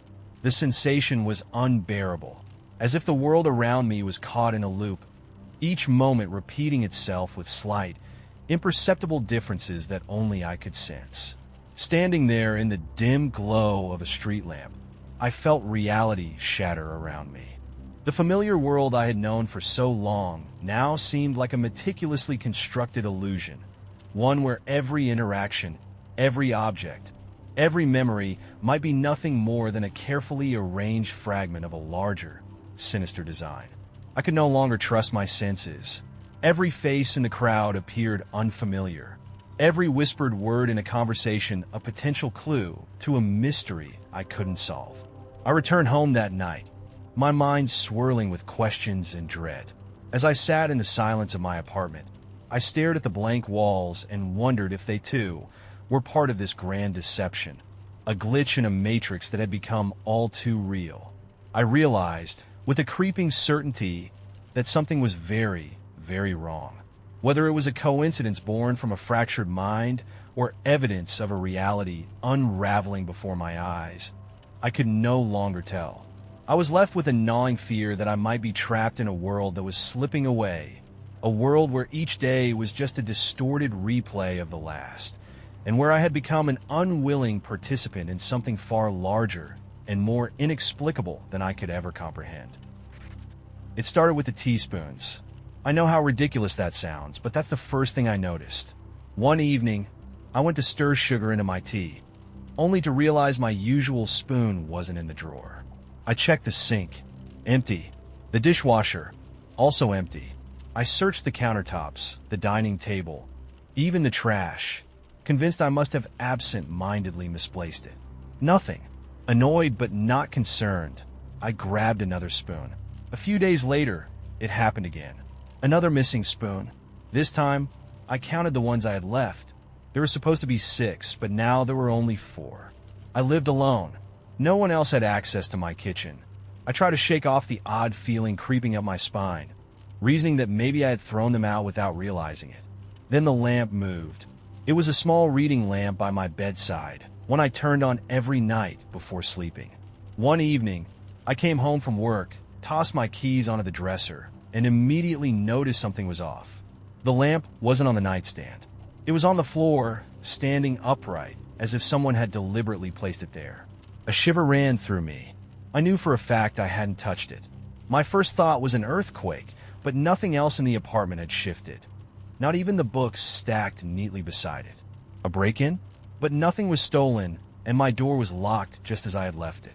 The air in my bedroom felt heavy, like I had walked into a room where someone had just been standing. Over the next few weeks, it kept happening. Things moved. Small things at first. Keys appearing on the bathroom counter instead of by the door, a coaster vanishing and reappearing inside a kitchen cabinet. Then it escalated. One morning, I woke up to find my couch cushions stacked neatly on the floor. Another time, my shoes were perfectly aligned in a row in the hallway, even though I always kicked them off haphazardly near the door. I told a friend about it, hoping for reassurance, but she just laughed. "You're probably doing it in your sleep," she said. "Or maybe you're just not remembering right." I wanted to believe her, but then I started waking up with scratches. At first, they were light, almost like I had brushed against something sharp in my sleep. But soon, they became more distinct, thin, parallel lines running down my arms, my back, my thighs. I examined my bed, checking for loose springs or nails. Nothing. My nails weren't long enough to do that kind of damage, and besides, they were too precise, too uniform. Then I found the footprints. It was a rainy night, and I had gone to bed early. When I woke up, I noticed damp footprints leading from my front door to the middle of the living room, barefoot, human. My stomach dropped. I hadn't left the apartment. The door was still locked from the inside. I didn't go to work that day. I spent hours checking every inch of my apartment, searching for some kind of rational explanation. But no windows were open, no hidden entrances, nothing. I called the building manager, asking if maintenance had been in my unit for any reason. He assured me no one had entered. By now, the fear had settled deep in my bones. I set up a cheap security camera in my living room, desperate to catch whatever was happening. The first few nights, there was nothing. Just me moving around, my usual routine. But then, on the 4th night, I reviewed the footage and felt my entire body go numb. At around 3:23 a.m., the footage showed me sleeping in my bedroom. The apartment was silent.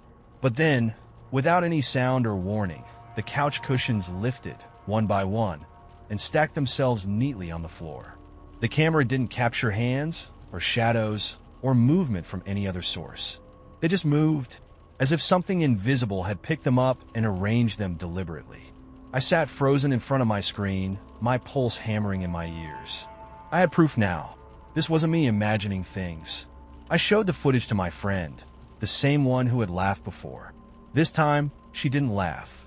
She just sat there, staring at the screen, her face pale. "You need to get out of that apartment," she whispered. I wanted to, but where would I go? The thought of coming home to that place, knowing something was there, watching, waiting, made my skin crawl. But I couldn't afford to break my lease, and part of me, a stupid, stubborn part, needed to understand what was happening. That was a mistake, because then I started waking up outside. The first time, I found myself standing in the hallway outside my apartment, my feet bare, the door wide open behind me. The second time, I woke up in the parking garage, still in my pajamas, standing beside my locked car with no memory of how I got there. The third time, I was in the stairwell, clutching my phone so tightly my knuckles were white. I didn't remember getting up. I didn't remember walking. But each time, I felt pulled somewhere, like I was moving towards something just out of reach. I moved out 3 weeks later. I didn't wait to find out what would happen next. I told my landlord some excuse about a family emergency and left the apartment half-packed. I didn't want to risk spending another night there. I don't know what was in that apartment. I don't know if it was tied to the place or if it had followed me specifically. But even now, in my new home, in a different city, I still wake up in strange places. I still find objects slightly out of place. And some nights, I swear, I hear footsteps in the dark.